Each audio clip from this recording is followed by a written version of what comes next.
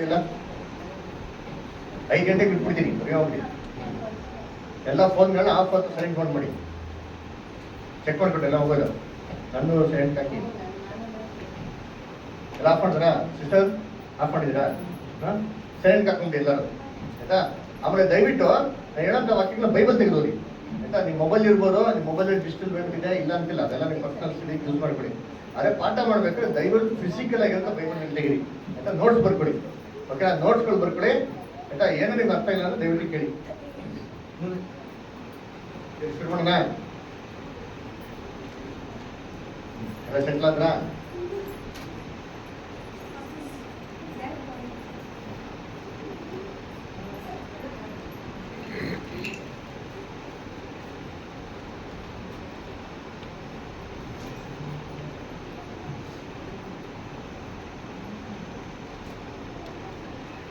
Okay, ಸರಿ.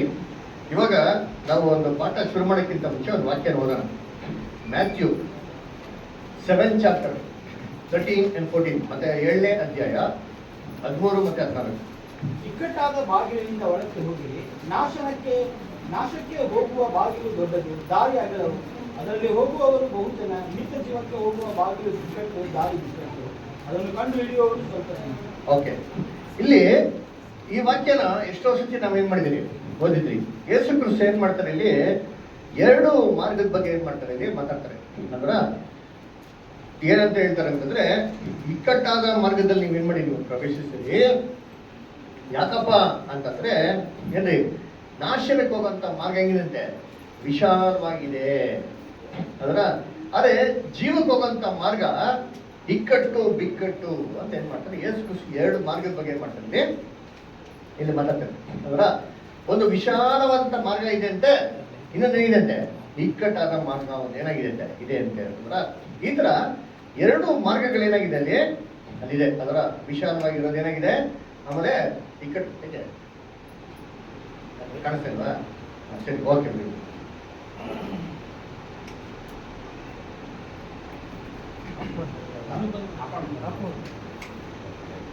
Okay, ನಾನು clear flash ಹೊಡಿತೀರಾ?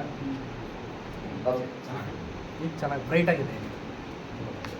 ಸರಿ ಸರಿ. ಈ ಮಾರ್ಗ 2 ಮಾರ್ಗ ಇದೆ ನೋಡಿ. ನಾನು ಮೊದಲು ಬೈಬಲ್ ಓದ್ತಾ ಇರ್ಬೇಕಾದ್ರೆ ಈ ಮಾರ್ಗ ಬಗ್ಗೆ ಓದ್ತೆ. ಈ ಮಾರ್ಗ ಬಗ್ಗೆ ಓದ್ಬೇಕಾದ್ರೆ ನನ್ನ ಮನಸ್ಸಲ್ಲಿ ಡೌಟು, ಅಯ್ಯೋ ಇಕ್ಕಟ್ಟಾದ ಮಾರ್ಗ ಇದೆ, ವಿಶಾಲವಾದ ಮಾರ್ಗ ಇದೆ. ವಿಶಾಲವಾದ ಮಾರ್ಗದಲ್ಲಿ ಎಲ್ಲರೂ ಏನ್ ಮಾಡ್ತಾವ್ರೆ, ನಾಶಕ್ಕೆ ಹೋಗ್ತಾವ್ರೆ. ನಾನಂತೂ ಸತ್ತ ಮೇಲೆ ಪರ್ಲೋಕಕ್ಕೆ ಹೋಗ್ಬೇಕಾದ್ರೆ ತುಂಬಾ ಕೇರ್ಫುಲ್ ಆಗಿ ಏನ್ ಮಾಡ್ತೀನಿ, ರೋಡ್ ಬರ್ತಾರೆ, 2 ರೋಡು ಡಿವಿಷನ್ ಇರ್ತಾರೆ. ಒಂದು ಎಕ್ಸ್ಪ್ರೆಸ್ ಹೈವೇ ತರ ತುಂಬಾ ಚೆನ್ನಾಗಿರ್ತಾರೆ, ಎಲ್ಲರೂ ಹೋಗ್ತಾ ಇರ್ತಾರೆ. ಅದ್ರ ಪಕ್ಕದಲ್ಲಿ ಇನ್ನೊಂದು ಏನಾಗಿರ್ತಾರೆ, ಹಳ್ಳಿ ಕಾಲ್ದಾರಿ ಇರ್ತಾರ, ರೋಡ್ ಇರ್ತಾರೆ. ನಾನೇನ್ ಮಾಡ್ತೀನಪ್ಪ, ಯೇಸು ಕ್ರಿಸ್ತ ಬೈಬಲ್ ಹೇಳಿರೋದ್ರಿಂದ ಆ ಮಾರ್ಗದಲ್ಲಿ ಏನ್ ಮಾಡ್ಬಿಡ್ತೀನಿ, ನಾನು ಹೋಗ್ಬಿಡ್ತೀನಿ ಅಂತ ಏನ್ ಮಾಡ್ತಾರೆ, ಚಿಂತೆ ಮಾಡ್ತಾ ಇದ್ದೆ. ಅದರ ಸಾಮಾನ್ಯವಾಗಿ ಎಲ್ಲರೂ ತಿಳ್ಕೊಳ್ಳೋದು ಇದನ್ನೇ. ಈ ಮಾರ್ಗ 2 ಮಾರ್ಗ ಇರ್ತದೆ. 2 ಮಾರ್ಗದಲ್ಲಿ ನಾವು ಏನ್ ಮಾಡ್ಬೇಕು, ಇಕ್ಕಟ್ಟಾದ ಮಾರ್ಗನ ಆಯ್ಕೆ ಮಾಡ್ಕೊಬೇಕು ಅಂತ. ಅದರ ವಿಶಾಲವಾದ ಮಾರ್ಗ ಅಲ್ಲ, ಇಕ್ಕಟ್ಟಾದ ಮಾರ್ಗ ಹೇಳ್ಬೇಕು ನಾವು ಹೋಗ್ಬೇಕು ಅಂತ. ಸರಿ, ಯಾವಾಗ ಒಬ್ಬ ಮನುಷ್ಯ ಈ ಮಾರ್ಗನ ಯಾವಾಗ ಆಯ್ಕೆ ಮಾಡ್ಕೋಬೇಕು? ಮರಣದ ನಂತರ ಆಯ್ಕೆ ಮಾಡ್ಕೋಬೇಕಾ, ಇಲ್ಲ ಜೀವಂತವಾಗಿರ್ಬೇಕಾದ್ರೆ ಆಯ್ಕೆ ಮಾಡ್ಕೋಬೇಕಾ? Yes, very good.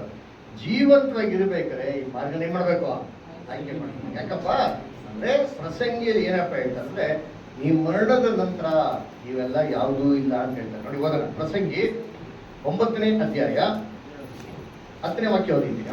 ನಿನ್ನ ಕೈಗೆ ಸಿಕ್ಕಿದ ಕೆಲಸವನ್ನೆಲ್ಲ ನಿನ್ನ ಪೂರ್ಣ ಶಕ್ತಿಯಿಂದ ಮಾಡು. ನೀನು ಸೇರಬೇಕಾದ ಪಾತಾಳದಲ್ಲಿ ಯಾವ ಕೆಲಸವೂ ಯುಕ್ತಿಯೂ ತಿಳುವಳಿಕೆಯೂ ಜ್ಞಾನವೂ ಇರುವುದಿಲ್ಲ. ನೋಡ್ರ, ಕೈ ಸಿಕ್ಕಿರಂತ ಕೆಲಸ ಏನ್ ಮಾಡೋ, ನೀನು ಪೂರ್ಣ ಶಕ್ತಿನ ಮಾಡು. ನೀನು ಹೋಗ್ಬೇಕಿರಂತ ಪಾತಾಳದಲ್ಲಿ ಯಾವ ಯುಕ್ತಿ ಆಗ್ಲಿ, ಯಾವ ಕೆಲಸ ಆಗ್ಲಿ ಯಾವುದೂ ಇಲ್ಲ ಅಂತ ಏನ್ ಮಾಡ್ತಾರೆ ಹೇಳ್ತಾರೆ. ಹಾಗಾದ್ರೆ ನಾವ್ ಏನೇ ಆಯ್ಕೆ ಮಾಡ್ಕೊಂಡ್ರೆ ಇವಾಗ ಏನ್ ಮಾಡ್ಬೇಕಂತ ಅಂತ ಆಯ್ಕೆ ಮಾಡ್ಕೊಬೇಕು. ಸರಿಪ್ಪ, ಹಂಗಾರೆ ಆಯ್ಕೆ ಮಾಡ್ಕೊಬೇಕು ಅಂದ್ರೆ ಈ ವಿಶಾಲವಾದ ಮಾರ್ಗ ಎಲ್ಲಿಗೆ ಹೋಗ್ತದೆ? ಎಲ್ಲಿಗೆ ಹೋಗ್ತಾರೆ ವಿಶಾಲವಾದ ಮಾರ್ಗ? ನಾಶಕ್ಕೆ. ಎಲ್ಲಿ ಹೋಗ್ತದೆ? ನಾಶಕ್ಕೆ ಹೋಗ್ತಾರೆ. ಇಕ್ಕಟ್ಟಾದ ಮಾರ್ಗ ಎಲ್ಲಿ ಹೋಗ್ತದೆ? ಸ್ವರ್ಗಕ್ಕೆ ಅಂತ ಕೊಟ್ಟಿದ್ದಲ್ಲಿ. ನೀವಾರ ಪರವಾಗಿಲ್ಲಪ್ಪ, ಬುದ್ಧಿವಂತರು, ಕರೆಕ್ಟಾಗಿ ಉತ್ತರ ಕೊಟ್ಟಿದ್ರ. ಈ ಕ್ಲಾಸ್ನ ಎಲ್ಲರೂ ಕಡೆ ಮೊದಲು ಸೇರಿ ತೋಡಿ ಅಂತ ಹೇಳ್ತಾರೆ. ಏನ್ ಕೇಳಿದ ತಕ್ಷಣ ಗೊತ್ತಾರೆ, ವಿಶಾಲವಾದ ಮಾರ್ಗ ಹೋಗ್ತಾರೆ ಅಂತ ಹೇಳಿದ ತಕ್ಷಣ ಸೀದಾ ಏನ್ ಮಾಡಿದೆ, ಎಲ್ಲರೂ ನರಕಕ್ಕೆ ಹೋಗ್ತದೆ ಅಂತ ಏನ್ ಮಾಡ್ತಾರೆ ಹೇಳ್ಬಿಡ್ತಾರೆ. ಇಕ್ಕಟ್ಟಾದ ಮಾರ್ಗ ಎಲ್ಲಿ ಹೋಗ್ತಾನೆ ಕೇಳಿದ ತಕ್ಷಣ ಸ್ವರ್ಗಕ್ಕೆ ಹೋಗ್ತಾನೆ ಅಂತ ಏನ್ ಮಾಡ್ತಾರೆ ಹೇಳ್ಬಿಡ್ತಾರೆ. ಮನುಷ್ಯನ್ ಗೊತ್ತದೆ ಎರಡು, ನರಕ ಸ್ವರ್ಗ. ಸತ್ರ ಎಲ್ಲ ಹೋಗ್ತೀಯಾ? ಸತ್ರಲ್ಲಿ ಹೋಗ್ತೀರಾ? ಸತ್ರ ಎಲ್ಲ ಹೋಗ್ತಾರೆ ನಾವೆಲ್ಲರೂ ಮಿಕ್ಕವರೆಲ್ಲ ಹೋಗ್ತಾರೆ ನರಕ. ಅದೇ ಅವ್ರಿಗೂ ಕೇಳಿ, ಅವ್ರೇನ್ ಹೇಳ್ತಾರೆ? ನಾನು ಸ್ವರ್ಗಕ್ಕೆ ಹೋಗ್ತೀನಿ, ನೀವೆಲ್ಲ ಹೋಗ್ತೀರಾ? ಎಷ್ಟು ಕನ್ಫ್ಯೂಷನ್ ಅಲ್ವಾ? ಮತ್ತೆ ಯಾರಿಗೂ ಹೋಗೋದು? ಬೈಬಲ್ ನೋಡೋಣ ಎನಿವೆ ಅದರ ಕರೆಕ್ಟಾಗಿ ಹೇಳಿದ್ರೆ ಆಕ್ಚುಲಿ ನೋಡ್ಬೇಕ್ರೆ ಇಲ್ಲಿ ನರಕ ಸ್ವರ್ಗ ಅಂತ ಕೊಡಲಿಲ್ಲ ರೀ ಅದರ ಅದಕ್ಕೆ ಸಂಬಂಧವಾದ ರೀತಿಯಲ್ಲಿ ಇರ್ಬೋದು, ಆದ್ರೆ ವಾಕ್ಯದಲ್ಲಿ ಅಲ್ಲಿ ಏನ್ ಮಾಡಲಿಲ್ಲ, ಅಲ್ಲ ಆ ಥರ ಏನ್ ಮಾಡಲಿಲ್ಲ, ನಮಗೆ ಕೊಡಲಿಲ್ಲ. ಅದರ ಅಲ್ಲೇನ್ ಹೇಳ್ತಾರೆ ಅಂದ್ರೆ ವಿಶಾಲವಾದ ಮಾರ್ಗ ನಾಶನಕ್ಕೆ ಹೋಗ್ತದೆ ಅಂತ ಕೊಡ್ತಾರೆ. ಕರೆಕ್ಟಾ? ಅದರ ಅದೇ ತರ ಇಕ್ಕಟ್ಟಾದ ಮಾರ್ಗ ಎಲ್ಲಿ ಹೋಗ್ತಾರೆ ಅಂದ್ರೆ ಜೀವನಕ್ಕೆ ಹೋಗ್ತದೆ ಅಂತ ನಮ್ಗೆ ಏನ್ ಮಾಡ್ತಾರೆ ಕೊಡ್ತಾರೆ. ಇವಾಗ ನಾವೇನ್ ಮಾಡೋದು ಸ್ವಲ್ಪ ಹೊತ್ತು ಈ ನಾಶನ ಅಂದ್ರೆ ಏನಪ್ಪಾ? Destruction. The broad way leads to destruction, narrow way leads to life ಅಂತ ಹೇಳ್ತಾರಲ್ಲ, ಏನಿದು ಅಂತ ಎರಡರದ್ದು ಎಂಡ್ ಏನಪ್ಪಾ ಅಂತ ನಾವು ಮಾಡೋಣ ನೋಡಿ. ಈ ವಿಶಾಲವಾದ ಮಾರ್ಗ ಏನಪ್ಪಾ ಹೋಗ್ತಾರೆ?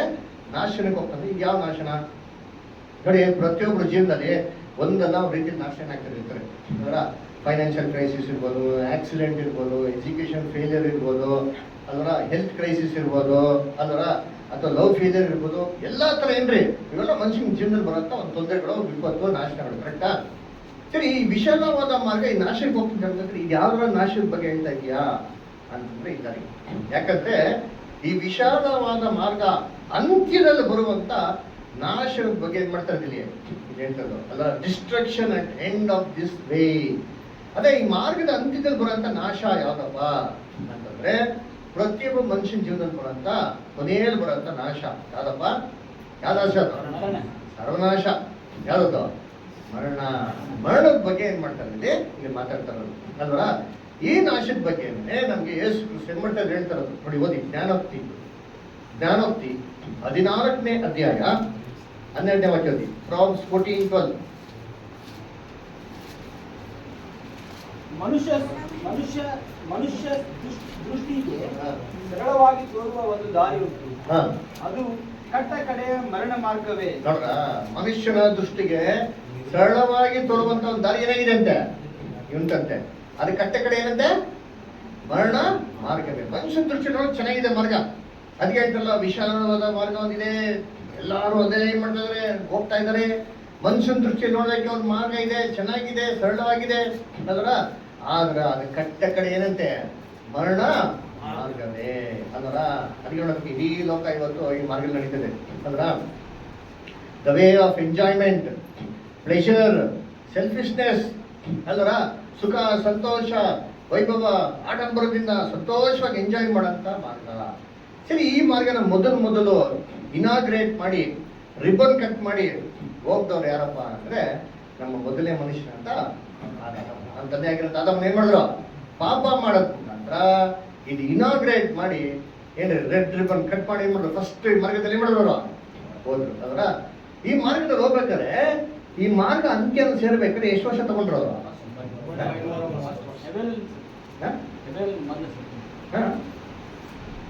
ಅಲ್ಲ, ಸತ್ತಿದ್ದು ಆಮೇಲೆ ಈ ಮಾರ್ಗದಲ್ಲಿ ನಡೆದೋರು ಯಾರು ಅಂತ ಹೇಳಿ ನಾನು, ಓಕೆನಾ?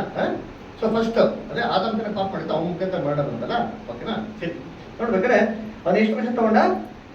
930 ವರ್ಷ ತಗೊಂಡ ಅಲ್ರ. ಯಾಕೆ 930 ವರ್ಷ ತಗೊಂಡ ಅಂದ್ರೆ ಅವನು ದೇವ್ರ ವಿರುದ್ಧಕ್ಕೆ ಪಾಪ ಮಾಡಕ್ಕೆ ಅಷ್ಟು ಈಸಿ ಇರ್ಲಿಲ್ಲ ರೀ ಅಲ್ವರ. ಅವ್ನು ಪಾಪ ಮಾಡಕ್ಕೆ ಎಷ್ಟು ಕಷ್ಟ ಇತ್ತು ಅಂತಂದ್ರೆ ಅವ್ನು ಕೊನೆ ಮುಟ್ಟದಿಕ್ಕೆ 930 ವರ್ಷ ತಗೊಂಡಿದ್ದಾನೆ ಅಲ್ವರ. ಇವತ್ತು ಆದಾಮಿನ ಮುಖಾಂತರ ಲೋಕದಲ್ಲಿರುವಂತ ಪ್ರತಿಯೊಬ್ಬರು ಮನುಷ್ಯರು ಅದೇ ಮಾರ್ಗದಲ್ಲಿ ಏನ್ ಮಾಡ್ತಾ ಇದ್ದೀರಿ? ಎಲ್ಲರೂ ನಡೀತಾ ಇದ್ದೀರಿ, ಕರೆಕ್ಟಾ? ಆದ್ರೆ ನಾವು ಎಷ್ಟು ಫಾಸ್ಟ್ ಆಗಿ ಹೋಗ್ತೀರಿ ಅಂತಂದ್ರೆ ಈ ಮಾರ್ಗದ ಅಂತ್ಯನ ಕೇವಲ ಎಷ್ಟು ವರ್ಷ? 50, 60, 30 ನಾವಿದೆ ಅಂತಲ್ಲ, 70, 80 ಅದರ ಬರ ಹೆಚ್ಚಿನ 80 ನೋಡ್ರಿ. ಅದರ ಮ್ಯಾಕ್ಸಿಮಮ್ ಅಷ್ಟೇ ಲಿಮಿಟ್. 100 ವರ್ಷ ಎಲ್ಲ ಹೊಡೆದ್ರೆ ತುಂಬಾ ಗ್ರೇಟ್ ಬಿಡ್ರಿ ಅಲ್ವರ. ಆದ್ರೆ ಈ ಮಾರ್ಗದ ಅಂತ್ಯದಲ್ಲಿ ಏನ್ ಮಾಡ್ತೀರಿ? ಎಲ್ಲರೂ ಹೋಗಿ ತಲುಪ್ತೀರಿ. ಏನಪ್ಪ ಕಾರಣ ಅಂದ್ರೆ ಪಾಪ ಅದರ. ಪಾಪ ಏನ್ರಿ? ಇದಕ್ಕೆಲ್ಲರಿಗೂ ಕಾರಣ ಅದರ. ಸರಿ, ಈ ಮಾರ್ಗ ಇವತ್ತು ತುಂಬಾ ಸ್ಮೂತ್ ಆಗ್ಬಿಟ್ಟೈತೆ. ಎಷ್ಟು ಸ್ಮೂತ್ ಅಂತಂದ್ರೆ ಎಲ್ಲಾ ಧಾರಾಳವಾಗಿ ಏನ್ ಮಾಡ್ತಾರೆ? ಹೊರಟಾಗ್ತಾರೆ ಅದರ. ಜಾರ ಬಿಟ್ಟಿರ್ತಾರ ಮೇಲೆ ಇಳಿದಿತ್ತ ಮೇಲೆ ಹತ್ತಿದ್ ಇಳಿದು ಕೂತಿದ ತಕ್ಷಣ ಸಣ್ಣ ತೆಲ್ ಬೀಳ್ತಿತ್ತು ಕಡಿಕೆ. ಆಟೋಮೆಟಿಕ್ ತಿಳ್ಕೊಳ್ತೀವಲ್ಲ. ಸರಿ, ಏನಪ್ಪ ಪಾಪ ನೋಡಿ, ಓದೋಣ. 1 ಯೋಹಾನ 5:17 ನೋಡಿ. 1 John 5:17.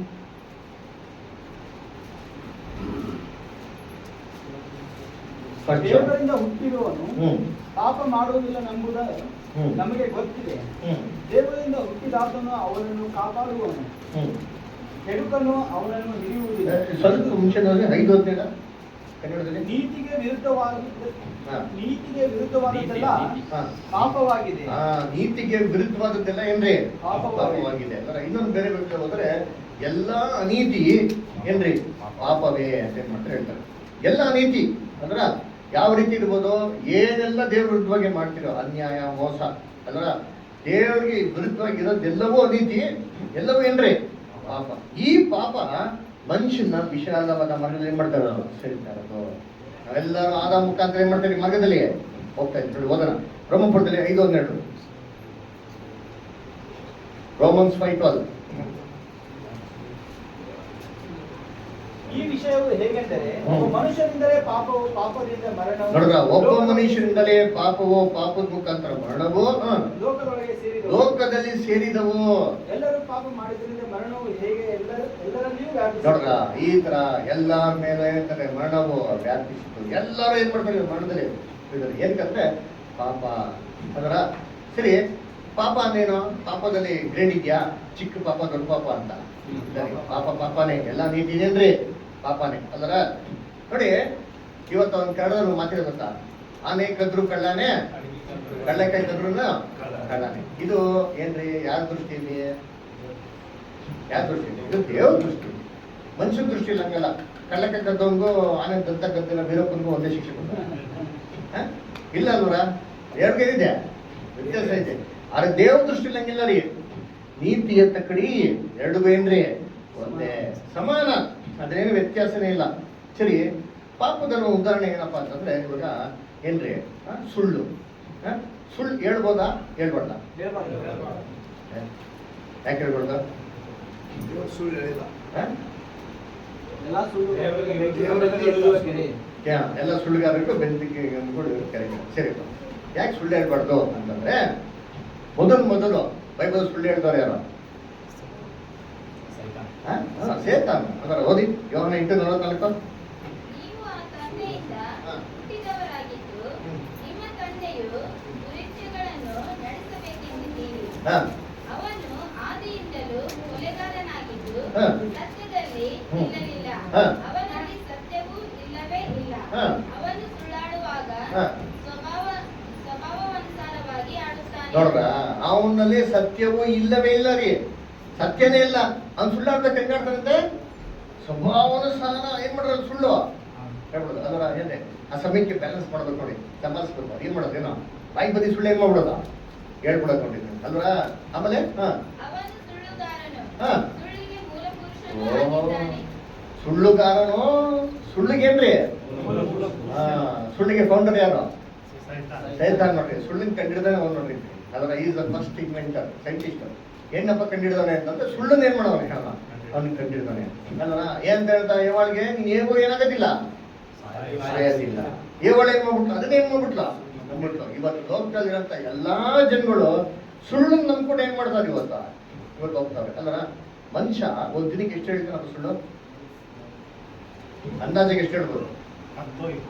10-20. ಅದರ ಆಕ್ಚುಲಿ ಸೆನ್ಸಸ್ ಪ್ರಕಾರ ತಗೊಂಡ್ರೆ ಕ್ರಿಶ್ಚಿಯನ್ಸ್ 10-20 ಹೇಳ್ಬೋದು. ಅದು ಹೇಳಲ್ಲ.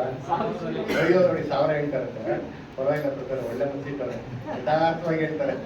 Very good. ಆಕ್ಚುಲಿ ನೀವು ಸೆನ್ಸಸ್ ಪ್ರಕಾರ ನೋಡಿದ್ರೆ ಒಬ್ಬ ಮನುಷ್ಯ ಒಂದು ದಿನಕ್ಕೆ 250 ಸುಳ್ಳು ಹೇಳ್ತಾನೆ. ಎಷ್ಟು? 250. ಹೇಗೆ? ಎಕ್ಸಾಂಪಲ್ ನೋಡಿ, ಎಲ್ಲ ಫೀಲ್ಡಲ್ಲಿ ಸುಳ್ಳೆ. ತಾಯಿ ಮಗುಗೆ ಏನ್ ಮಾಡ್ತಿರ್ತಾರೆ, ಊಟ ತಿನ್ಸ್ಬೇಕು. ಆ ಮಗು ಊಟ ತಿಂತದ? ಅದೇನ್ ಮಾಡೋದು, ಗೊಗ್ಗಯ್ಯ ಬರ್ತೀನಿ ಅಂತ ಹೇಳೋದು, ಪೊಲೀಸರು ಬರ್ತೀನಿ ಅಂತ ಹೇಳೋದು, ಕಾಗೆ ಬರ್ತೀನಿ ಅಂತ ಹೇಳೋದು, ಇವೆಲ್ಲ ಏನ್ರಿ ಸುಳ್ಳೆ ಅಲ್ವರ. ಒಂದೆಲ್ಲ ಒಂದ್ ರೀತಿಯಲ್ಲಿ ಏನ್ ಮಾಡೋದು, ಸುಳ್ಳು ಹೇಳ್ಬಿಟ್ಟು ಸಂಪಾದಿಸೋದು.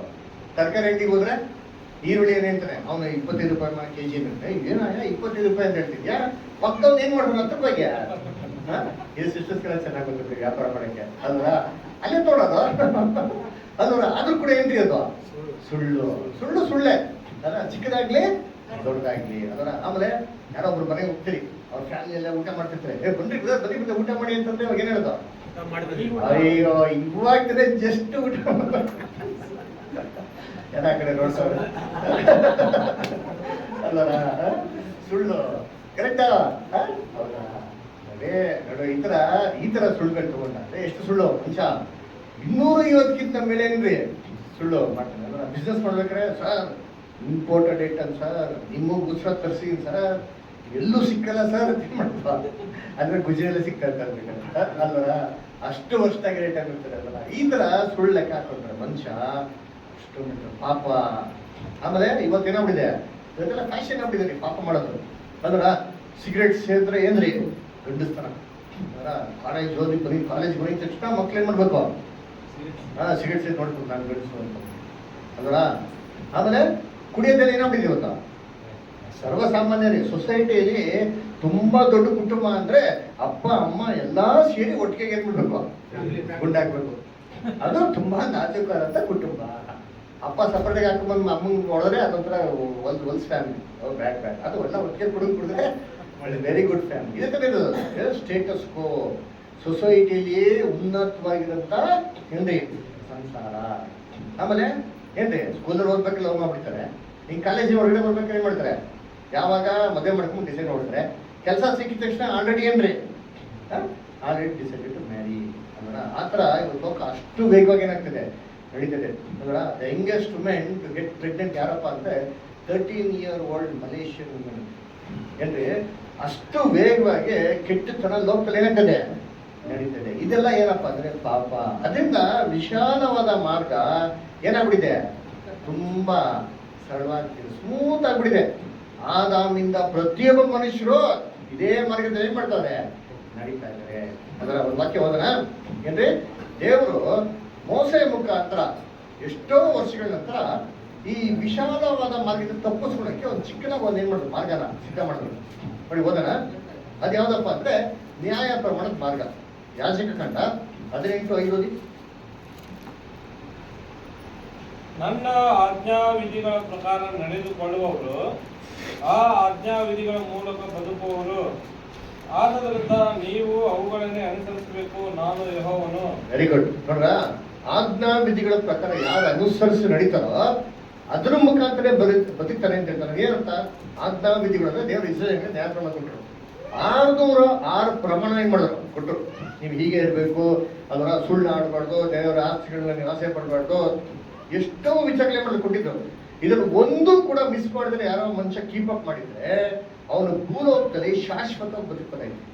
ಅಂದ್ರೆ ವಿಶಾಲವಾದ ಮಾರ್ಗ ತಪ್ಪಿಸ್ಕೊಳಕ್ಕೆ ದೇವರೇ ಕೊಟ್ಟರು, ಮೋಸೆ ಮುಖಾಂತರ ನ್ಯಾಯ ಪ್ರಮಾಣ ಏನ್ ಮಾಡಿದ್ರು? ಕೊಟ್ಟರು. ಆದ್ರೆ ಈ ನ್ಯಾಯ ಪ್ರಮಾಣನ ಯಾರ ಕೈಗೊಂಡು ನಡೆಯಲಿಕ್ಕೆ ಆಗ್ಲಿಲ್ಲ. ಸೊ ನ್ಯಾಯ ಪ್ರಮಾಣ ಏನಾಗ್ಬಿಡ್ತು? ಫೇಲ್ಯೂರ್. ಬ್ರಹ್ಮಪುರದಲ್ಲಿ 3:20.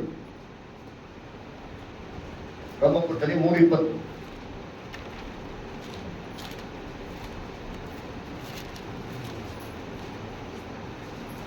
ಯಾಕೆಂದರೆ ಯಾವನಾದರೂ ನೇಮನಿಷ್ಠೆಗಳನ್ನು ಅನುಸರಿಸಿ ದೇವರ ಸನ್ನಿಧಿಯಲ್ಲಿ ನೀತಿವಂತನೆಂದು ನಿರ್ಣಯಿಸಲ್ಪಡುವುದಿಲ್ಲ. ಧರ್ಮಶಾಸ್ತ್ರದಿಂದ ಪಾಪವ ಅರಿವು ಉಂಟಾಗುತ್ತದಷ್ಟೇ. ಅಷ್ಟೇ. ನೋಡೋಣ, ಪಾಪದ ಅರಿವು ಉಂಟಾಗ್ತದೆ ಅಷ್ಟೇ ಹೊರತು ಅದರ ನೀತಿವಂತರಾಗೋದಕ್ಕೆ ಯಾಕೆ ಸಾಧ್ಯನೇ ಇಲ್ಲ. ಅದರಿಂದ ನೋಡ್ಬೇಕ್ರೆ ನ್ಯಾಯ ಪ್ರಮಾಣ ಮುಖಾಂತರ ದೇವರ ದೃಷ್ಟಿಯಲ್ಲಿ ತೀರ್ಪಲ್ಲಿ ನಿಂತ್ಕೊಳ್ಳೋಕೆ ಸಾಧ್ಯನೇ ಇಲ್ಲ. ನ್ಯಾಯ ಪ್ರಮಾಣದಂತ ಪ್ರತಿಯೊಬ್ಬ ಮನುಷ್ಯರು ಪಾಪಿಗಳೇ. ಅದಕ್ಕೆ ಅಪೊಸ್ತಲ ಪೌಲ್ ಏನಪ್ಪ ಹೇಳ್ತಾರೆ ಅಂದ್ರೆ, ನ್ಯಾಯ ಪ್ರಮಾಣದ ಮುಖಾಂತರ ಯಾರೊಬ್ಬರು ನೀತಿವಂತರಾಗಿದ್ರೆ ದೇವರು ಕ್ರಿಸ್ತನ್ನ ಕಳಿಸ್ಕೊಡ್ತಾ ಇಲ್ಲ.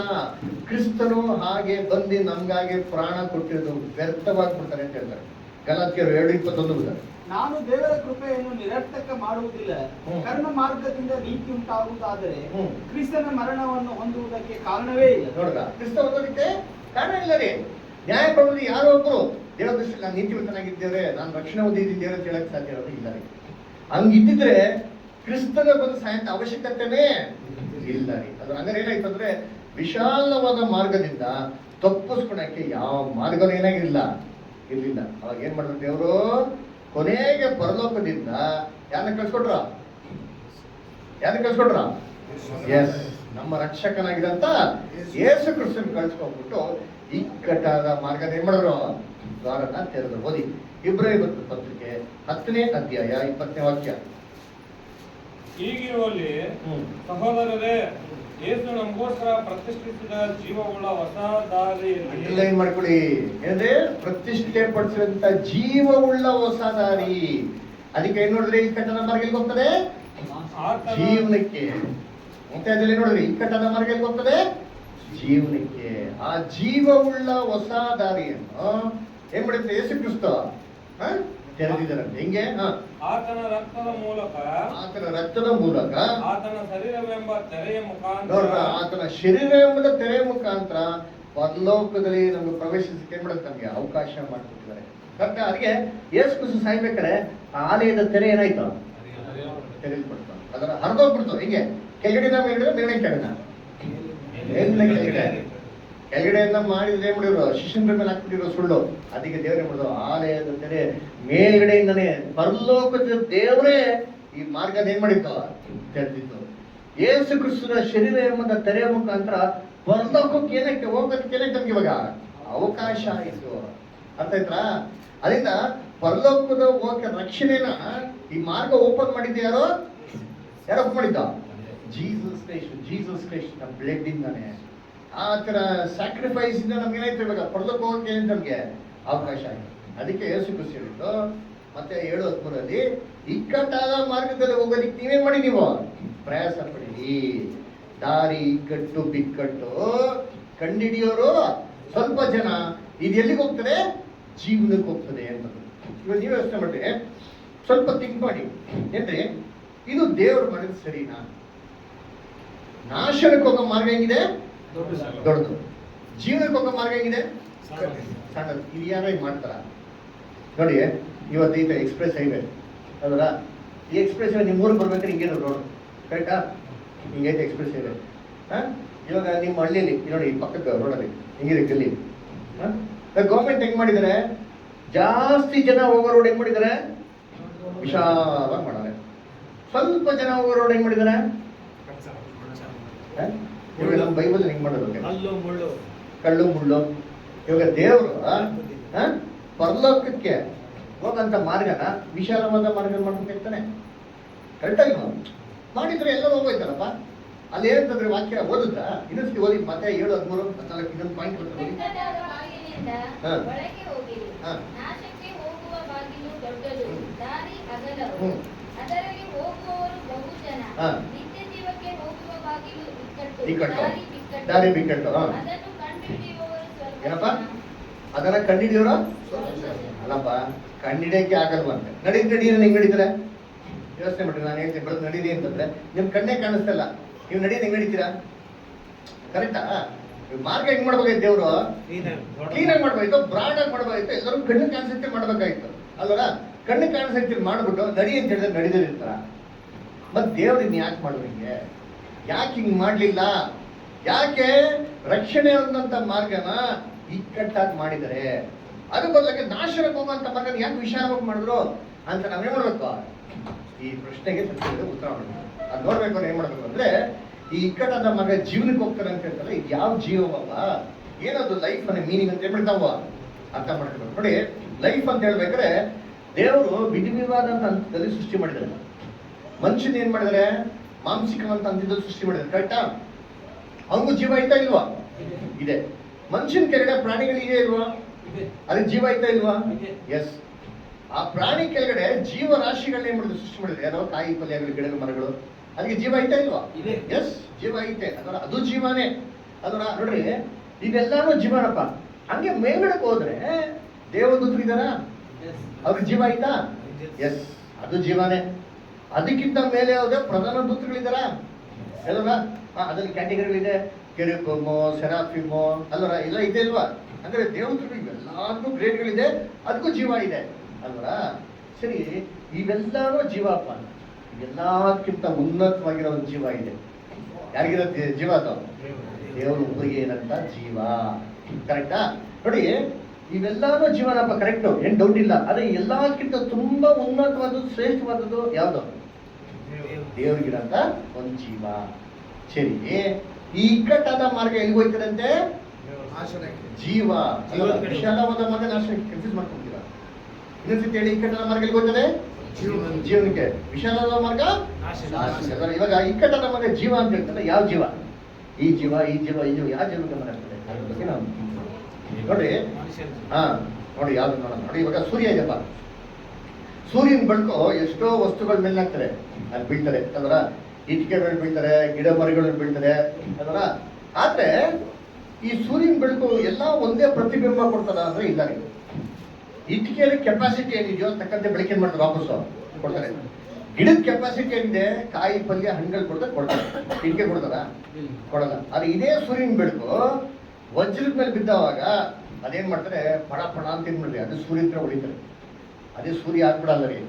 ಅದೇ ರೀತಿ ಎಲ್ಲಕ್ಕಿಂತ ಉನ್ನತವಾದ ಜೀವ ಅಂದ್ರೆ ಯಾವ ಜೀವಪ್ಪ ಅಂದ್ರೆ ನಮ್ಮ ಏನ್ರಿ, ದೇವರಿಗಿರಂತ ಒಂದು ಸ್ವಭಾವ ಅದರ. ಈ ಸ್ವಭಾವಕ್ಕೆ ಏನಪ್ಪ ಕರೀತಾರೆ ಅಂದ್ರೆ ದಿವ್ಯ ಸ್ವಭಾವ ಅಂತ ಬೈಬಲ್ ಏನ್ ಮಾಡ್ತಾರೆ, ಕರೀತಾರೆ. ದೈವಿಕ ಸ್ವಭಾವ ಅಂತ ಹೇಳ್ತಾರೆ, ಅಮರತ್ವ ಅಂತ ಹೇಳ್ತಾರೆ, ಸಾವೇ ಇಲ್ದಿರಂತ ಸ್ವಭಾವ ಅಂತ ಏನ್ ಮಾಡ್ತಾರೆ ಅಲ್ಲಿ ಹೇಳ್ತಾರೆ ಅದರ. ಈ ಜೀವನದ ಮಾರ್ಗದ ಬಗ್ಗೆನೆ ಏನ್ರಿ ಅಲ್ಲಿ ಹೇಳ್ತಾ ಇರೋದು. ನಮ್ಮ ರಕ್ಷಕನಾಗಿರಂತ ಯೇಸು ಕ್ರಿಸ್ತು ಇಕ್ಕಟ್ಟಾದ ಮಾರ್ಗದಲ್ಲಿ ಅವ್ರು ಫಸ್ಟ್ ನಡೆದು ಈ ಜೀವನ ಏನ್ ಮಾಡಿದ್ರು, ಅವರು ಪಡ್ಕೊಂಡ್ರು ಅದರ. ಏನ್ರಿ, ಇಕ್ಕಟ್ಟಾದ ಮಾರ್ಗದಲ್ಲಿ ಮೊದಲು ಓದೋರು ಯಾರು? ನಮ್ಮ ರಕ್ಷಕನಂತ ಯೇಸು ಕ್ರಿಸ್ತು ಈ ಮಾರ್ಗದಲ್ಲಿ ನಡೆದಿ ಮರಣದವರೆಗೂ ದೇವರಿಗೆ ನಂಬಿಕಸ್ಥರಾಗಿ ಇದ್ದಿದ್ಮೇಲೆ ಮರಣದ ನಂತರ ದೇವರಿಗೆ ಪುನರುತ್ಥಾನದಲ್ಲಿ ಏನ್ ಕೊಟ್ರು? ಅಮರತ್ವನ ಏನ್ ಮಾಡಿದ್ರು ಅವ್ರಿಗೆ ಕೊಟ್ರು. ಕರೆಕ್ಟಾ? ಯೇಸು ಕ್ರಿಸ್ತನ ಫಸ್ಟ್ ಅಮರತ್ವ ಇತ್ತಾ? ಇರ್ಲಿಲ್ಲ ಅದರ. ಅಮರತ್ವ ಇದ್ದಿದ್ರೆ, ಸಾವೇ ಇದ್ರಂತ ಸ್ವಭಾವ ಅವ್ರಿಗೆ ಇದ್ದಿದ್ರೆ ಅವ್ರು ನಮ್ಗಾಗಿ ಶಿಲುಬೆಯಲ್ಲಿ ಸಾಯೋದಕ್ಕೆ ಸಾಧ್ಯ ಆಗ್ತಾರೆ. ನೋಡಿ, ಯೇಸು ಕ್ರಿಸ್ತನು ಹೇಳ್ತಾರೆ, ಓದಿ ಎಲ್ಲಿ? ಯೋಹಾನ 5:26. ಯೋಹಾನ 5ನೇ ಅಧ್ಯಾಯ 26ನೇ ವಾಕ್ಯ. ತಂದೆಯು ತಾನು ಹೇಗೆ ಸ್ವತಃ ಹ. ಜೀವವುಳ್ಳವನಾಗಿದ್ದಾನೋ ಆಗಿದ್ದಾನೋ ಹಾಗೆ ಮಗನು ಹ. ಸ್ವತಃ ಜೀವವುಳ್ಳವನಾಗಿರುವಂತೆ ಮಾಡಿದನು. ನೋಡದ, ಯಾವ ತರ ತಂದೆ ಜೀವವುಳ್ಳವನಾಗಿದ್ದಾನೋ ಅದೇ ತರ ಮಗನ್ ಕೂಡ ಏನ್ ಮಾಡುತ್ತೆ, ಜೀವವುಳ್ಳವನಾಗಿ ಮಾಡಿದಂತಂದ್ರ. ಈ ಜೀವ ಯೇಸು ಕ್ರಿಸ್ತು ಯಾವಾಗಪ್ಪ ಪಡ್ಕೊಂಡ್ರು ಅಂತಂದ್ರೆ ಏನ್ರಿ, ತನ್ನ ಮರಣದವರೆಗೂ ದೇವರಿಗೆ ನಂಬಿಕಸ್ಥಾಗಿದ್ದ ಮೇಲೆ. ಕರೆಕ್ಟಾ? ಯೋಚನೆ ಮಾಡ್ಲಿ. ದೈವಿಕ ಸ್ವಭಾವನೇನ್ರಿ, ಸಾವೇ ಇಲ್ಲ. ಅಮರತ್ವನೇನ್ರಿ, ಸಾವೇ ಇಲ್ಲ. ಸಾವೇ ಇಲ್ದಿರಂತ ವ್ಯಕ್ತಿಯಾಗಿ ಸಾಯೋದಿಕ್ಕೆ ಸಾಧ್ಯ ಅಂದ್ರ ಈ ಬಿರುದನ್ನ ದೇವರು ಅವ್ರಿಗೆ ಪುರಸ್ಕಾರವಾಗಿ ಕೊಟ್ಟರು. ಯಾವಾಗ? ಮರಣದ ನಂತರ. ಮತ್ತೆ ಹೋದ ನೋಡಿ, ಪ್ರಕಟಣೆ 1:18. ಪ್ರಕಟಣೆ 1ನೇ ಅಧ್ಯಾಯ 18ನೇ ವಾಕ್ಯ. ಸತ್ತವನೆಂದನು ಮತ್ತು ಯುಗಾಂತಗಳಲ್ಲಿಯೂ ಬದುಕುವವನಾಗಿದ್ದೇನೆ. ಮರಣ ಮತ್ತು ಪಾತಾಳದ ಬೀಗದ ಕೈಗಳು ನನ್ನಲ್ಲವೇ. ನೋಡ್ರ, ಸತ್ತವನಾದೇನು ಅಂಡರ್ಲೈನ್ ಮಾಡ್ಕೊಳ್ಳಿ. ಯೇಸು ಕ್ರಿಸ್ತು ಸತ್ತೋಗಿದ್ದಾರೆ, ಆದ್ರೆ ಬದುಕುವನಾಗಿದ್ದೀನಿ. ಈಗೋ ಯುಗಾಂತಗಳೇನಾಗಿದ್ದೀನಿ, ಇವಾಗ ಬದುಕುವನಾಗಿದ್ದೀನಿ. ಆದ್ರೆ ಇವಾಗ ಬದುಕಿದ್ದಾರೆ. ಯಾವ ತರ ಬದುಕ್ತಾರೆ ಯೇಸು ಕ್ರಿಸ್ತು ಅಂದ್ರೆ ಇನ್ಮೇಲೆ ಮುಂದಕ್ಕೆ ಸಾಯಲಿಕ್ಕೆ ಸಾಧ್ಯನೇ ಇಲ್ಲ. ಆ ಒಂದು ಅಮರತ್ವ ಜೀವನ ಅವ್ರೇನ್ ಮಾಡಿದ್ದಾರೆ, ಅವರು ಪಡ್ಕೊಂಡಿದ್ದಾರೆ. ಇನ್ನೊಂದು ವಾಕ್ಯ ಓದೋಣ. 1ನೇ ಪೇತ್ರ 2ನೇ ಅಧ್ಯಾಯ 21ನೇ ವಾಕ್ಯ. 1ನೇ ಪೇತ್ರ 2:21. ಇದಕ್ಕಾಗಿಯೇ ನೀವು ಕರೆಯಲ್ಪಟ್ಟಿರಿ. ಕ್ರಿಸ್ತನು ಸಹ ನಿಮಗೋಸ್ಕರ ಬಾಧೆಯನ್ನು ಅನುಭವಿಸಿ ನೀವು ತನ್ನ ಹೆಜ್ಜೆಯ ಜಾಡಿನಲ್ಲಿ ನಡೆಯಬೇಕೆಂದು ಮಾದರಿಯನ್ನು ತೋರಿಸಿದನು. ನೋಡ್ರ, ಕ್ರಿಸ್ತ ನಿಮಗೆ ಏನ್ ಮಾಡಿದಾರೆ, ಇವಾಗ ನಮ್ಗೊಂದು ಮಾದರಿ ನೋಡ್ಬೇಕಾಗಿರುತ್ತೆ. ಏನ್ ಮಾಡ್ಬೇಕು ನಾವು? ಅವ್ರು ಹೆಂಗೆ ಹೆಜ್ಜೆ ಜಾಡಿಯಲ್ಲಿ ನಡೆದ್ರು ಅದೇ ಪ್ರಕಾರ ಅವ್ರು ಎಕ್ಸಾಕ್ಟ್ ಆಗಿ ನಡೀಬೇಕಂತೆ.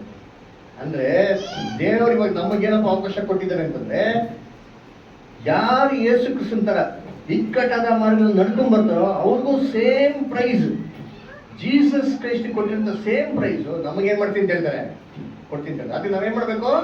ಅವ್ರ ಹೆಜ್ಜೆ ಜಾಡಿಯಲ್ಲಿ ಏನ್ ಮಾಡ್ಬೇಕು? ಇವಾಗ ನಡಿಬೇಕು. ಅದಕ್ಕೆ ನಮ್ಗೆ ಎಕ್ಸಾಂಪಲ್ ಆಗಿ ಯೇಸು ಕ್ರಿಸ್ತನ ಬಿಟ್ಟವ್ರಂತೆ. ರೋಮಾಪುರದಲ್ಲಿ 2:7. ರೋಮನ್ಸ್ 2:7.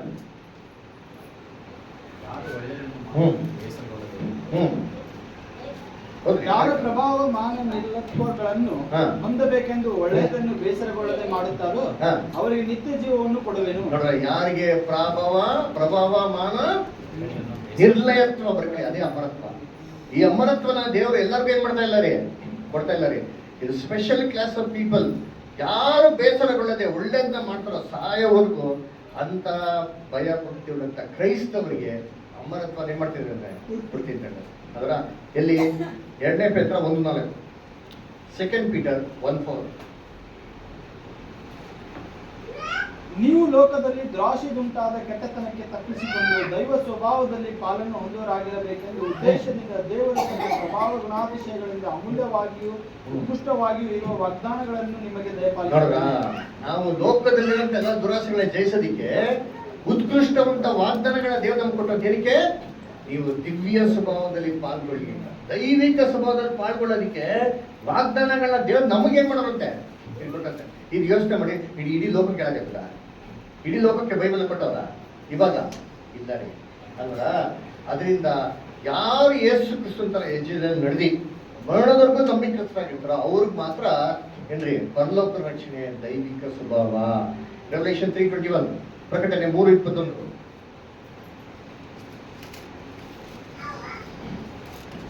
ನಾನು ಜಯ ಹೊಂದಿ ನನ್ನ ತಂದೆಯೊಡನೆ ಸಿಂಹಾಸನದಲ್ಲಿ ಕೂತುಕೊಂಡೆನು. ನೋಡ್ರ, ನಾನು ಜಯ ಹೊಂದಿ ನನ್ನ ತಂದೆಯ ಸಿಂಹಾಸನ ಏನ್ ಮಾಡಿದೀನಿ? ಕೂತ್ಕೊಂಡಿದ್ದೀನಿ.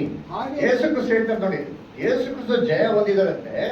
ಜಯ ಹೊಂದಿದ್ಮೇಲೆ ಮರಣದಂತ ಸಿಂಹಾಸನದ ಮೇಲೆ ಮಾಡೋರು ಕೂತ್ಕೊಂಡವ್ರಂತೆ. ಹಾಗೆ ಜಯ ಹೊಂದುವನನ್ನು ಹಾಗೆ ಜಯ ಹೊಂದೋನ್ಗೆ ಯಾವ ತರ ಯೇಸು ಕ್ರಿಸ್ತ ಹೆಂಗ್ ಜಯ ಹೊಂದ್ರು? ಸಂತೋಷದಿಂದ ಉತ್ಸಾಹದಿಂದ ದೇವ ಚಿತ್ತ ಮಾಡೋಕ್ಕೋಸ್ಕರ ಎದೆ ಬಗ್ಗೆ ನಡೆದ್ರು.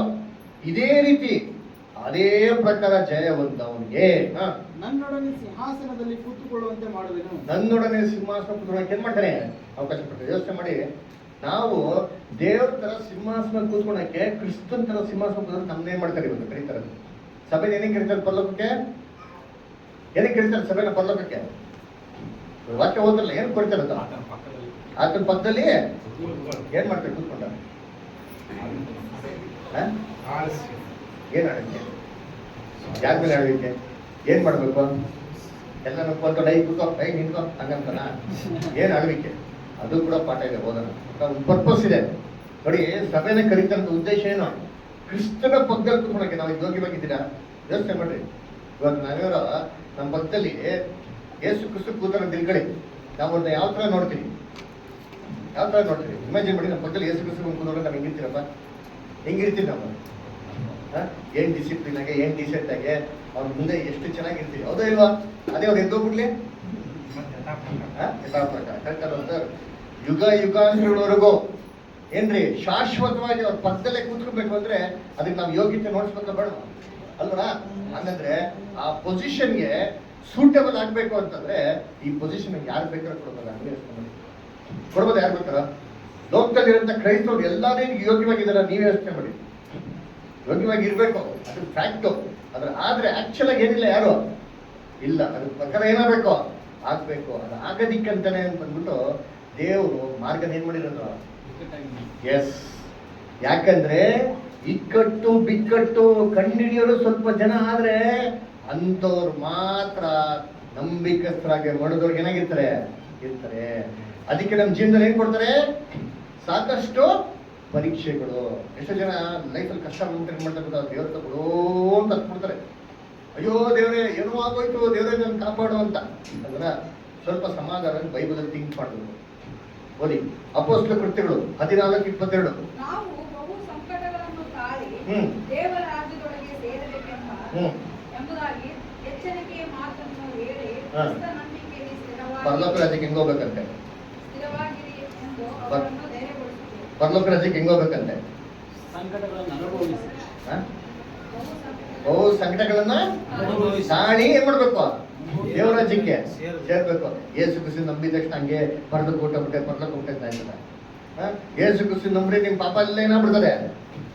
ಹೌದಪ್ಪ, ಪರಿಹಾರ ಆಗ್ಬಿಡ್ತಾರೆ. ಪರಲೋಕ ಹೋಗ್ತಾನೆ ಗ್ಯಾರಂಟಿ ಇದೆಯಾ? ಇಲ್ಲ ರೀ. ಯೇಸು ಕ್ರಿಸ್ತ ನಂಬಿದ್ರೆ ನಮ್ಮ ಪಾಪಗಳೇನಾಗ್ತದೆ? ಪರಿಹಾರ ಆಗ್ತದೆ. ಆದ್ರೆ ಪರಲೋಕ ರಕ್ಷಣೆಗೆ ನಾವೇನ್ ಮಾಡ್ಬೇಕು? ಬಹು ಕಷ್ಟ ಸಂಕಟಗಳನ್ನ ತಾಳಿ ಏನ್ ಮಾಡ್ಬೇಕು? ನಾವು ಸೇರ್ಬೇಕು. ಇವಾಗ ಯೋಚನೆ ಮಾಡ್ರಿ, ಸಂಕಟಗಳಿದ್ರೆ ನಾವು ಹೆಂಗೆ ಪಾಸ್ ಆಗೋದು? ಎಕ್ಸಾಮ್ ಅಲ್ಲಿ, ಸ್ಕೂಲಲ್ಲಿ ಎಕ್ಸಾಮ್ ಕೊಡ್ತಾರಲ್ಲ, ಏನಕ್ಕೆ ಕೊಡ್ತಾರೆ ಎಕ್ಸಾಮು?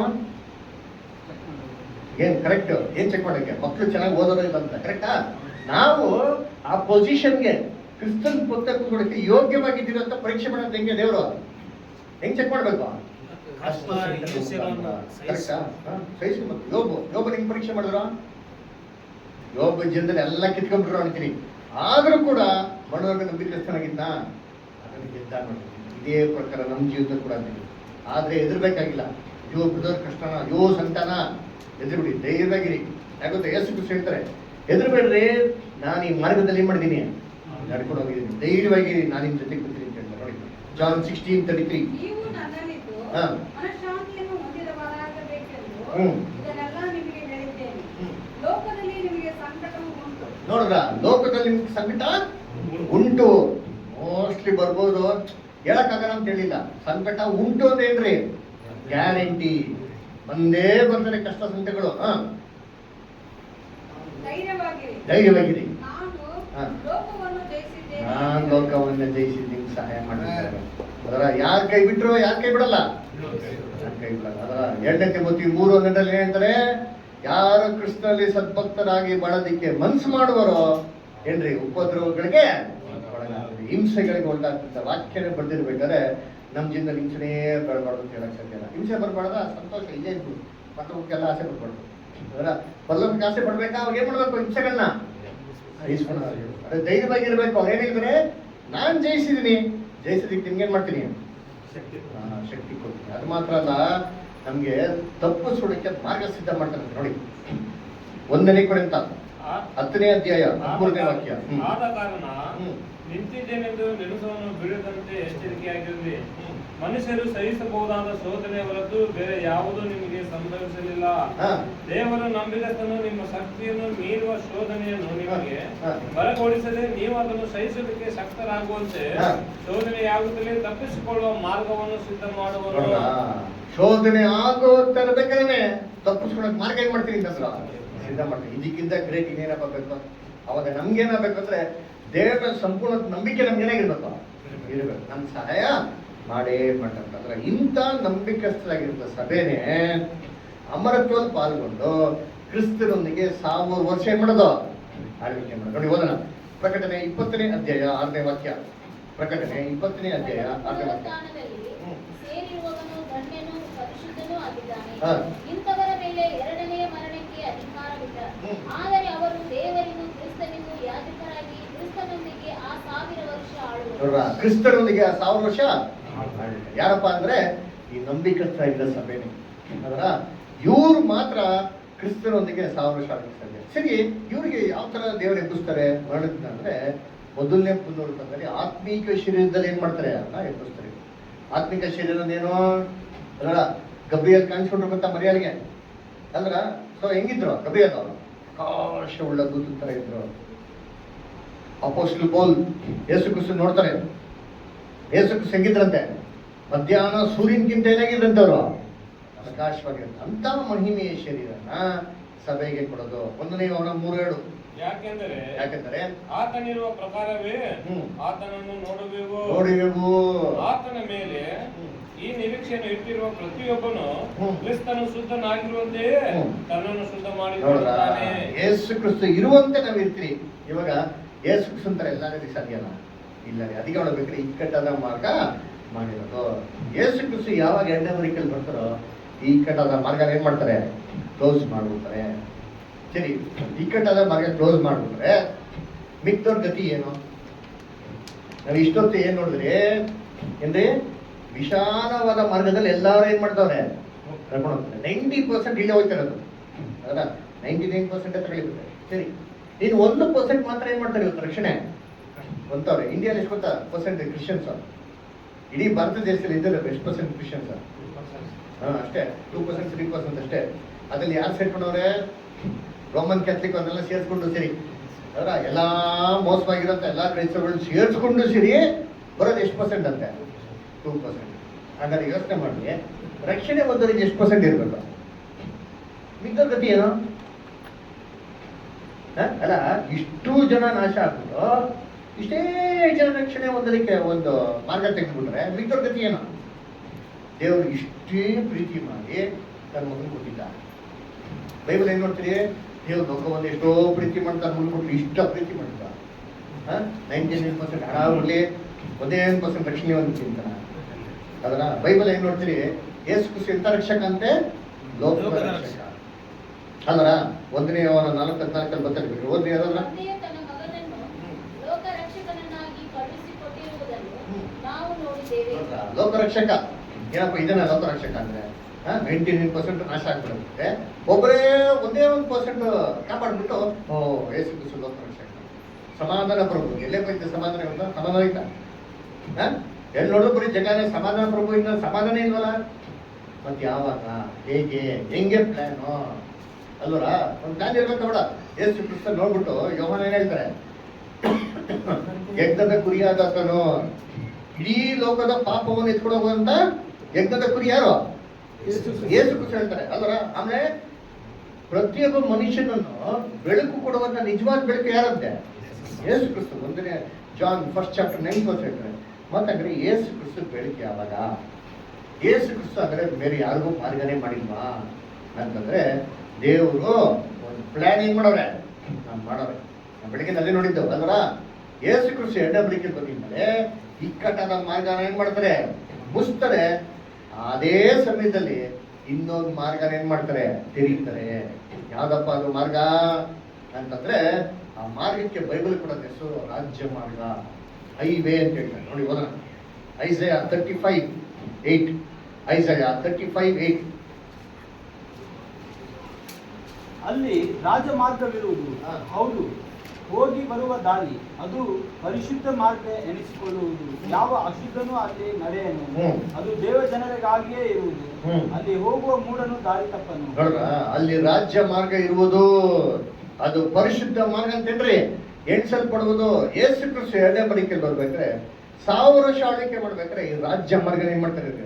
ಹೇಳ್ತಾರೆ ಅದರ ಹೋಗಿ ಬರುವಂತ ದಾರಿ ಅಲ್ವರ? ಅಲ್ಲಿ ಮೂಢನು ದಾರಿ ತಪ್ಪನು ಅಂತ ಹೇಳ್ತಾರೆ. ಯಾರಿದು ಮೂಢ? ಬೈಬಲ್ ಪ್ರಕಾರ ಮೂಢ ಅಂದ್ರೆ ಯಾರು? ಇಂಗ್ಲಿಷಲ್ಲಿ ಫೂಲ್ಸ್ ಅಂತ ಹೇಳ್ತಾರೆ ಅದರ. ಫೂಲ್ ಅಂದ್ರೆ ಯಾರು? ಎಸ್, ದೇವರಿಲ್ಲ ಅಂತ ಹೇಳೋರು ಏನ್ರಿ? ಫೂಲ್ಸ್ ಅಲ್ವರ? ಕ್ರಿಸ್ತನ್ ರಾಜ್ಯದಲ್ಲಿ ಯಾರು ದೇವರಿಲ್ಲ ಅಂತ ಹೇಳಂಗೆ ಇಲ್ಲ ರೀ. ಅಷ್ಟು ಕ್ಲಿಯರ್ ಆಗಿ ಹೇಳ್ತಾರಂತೆ. ನೋಡಿ ಓದೋಣ. ಕೀರ್ತನೆ 14:1. ಕೀರ್ತನೆ 14:1. ದೇವರಿಲ್ಲವೆಂದು ಮನಸ್ಸಿನಲ್ಲಿ ಅಂದುಕೊಳ್ಳುತ್ತಾರೆ. ನೋಡ್ರ, ದುರ್ಮತಿಗಳು ದೇವರಿಲ್ಲ ಅಂತ ಎಲ್ಲಿ ಹೇಳ್ಕೊತಾರಂತೆ? ಮನ್ಸಲ್ಲಿ ಹೇಳ್ಕೊಂತಾರಂತೆ ನೋಡ್ರಿ ಅಲ್ವರ?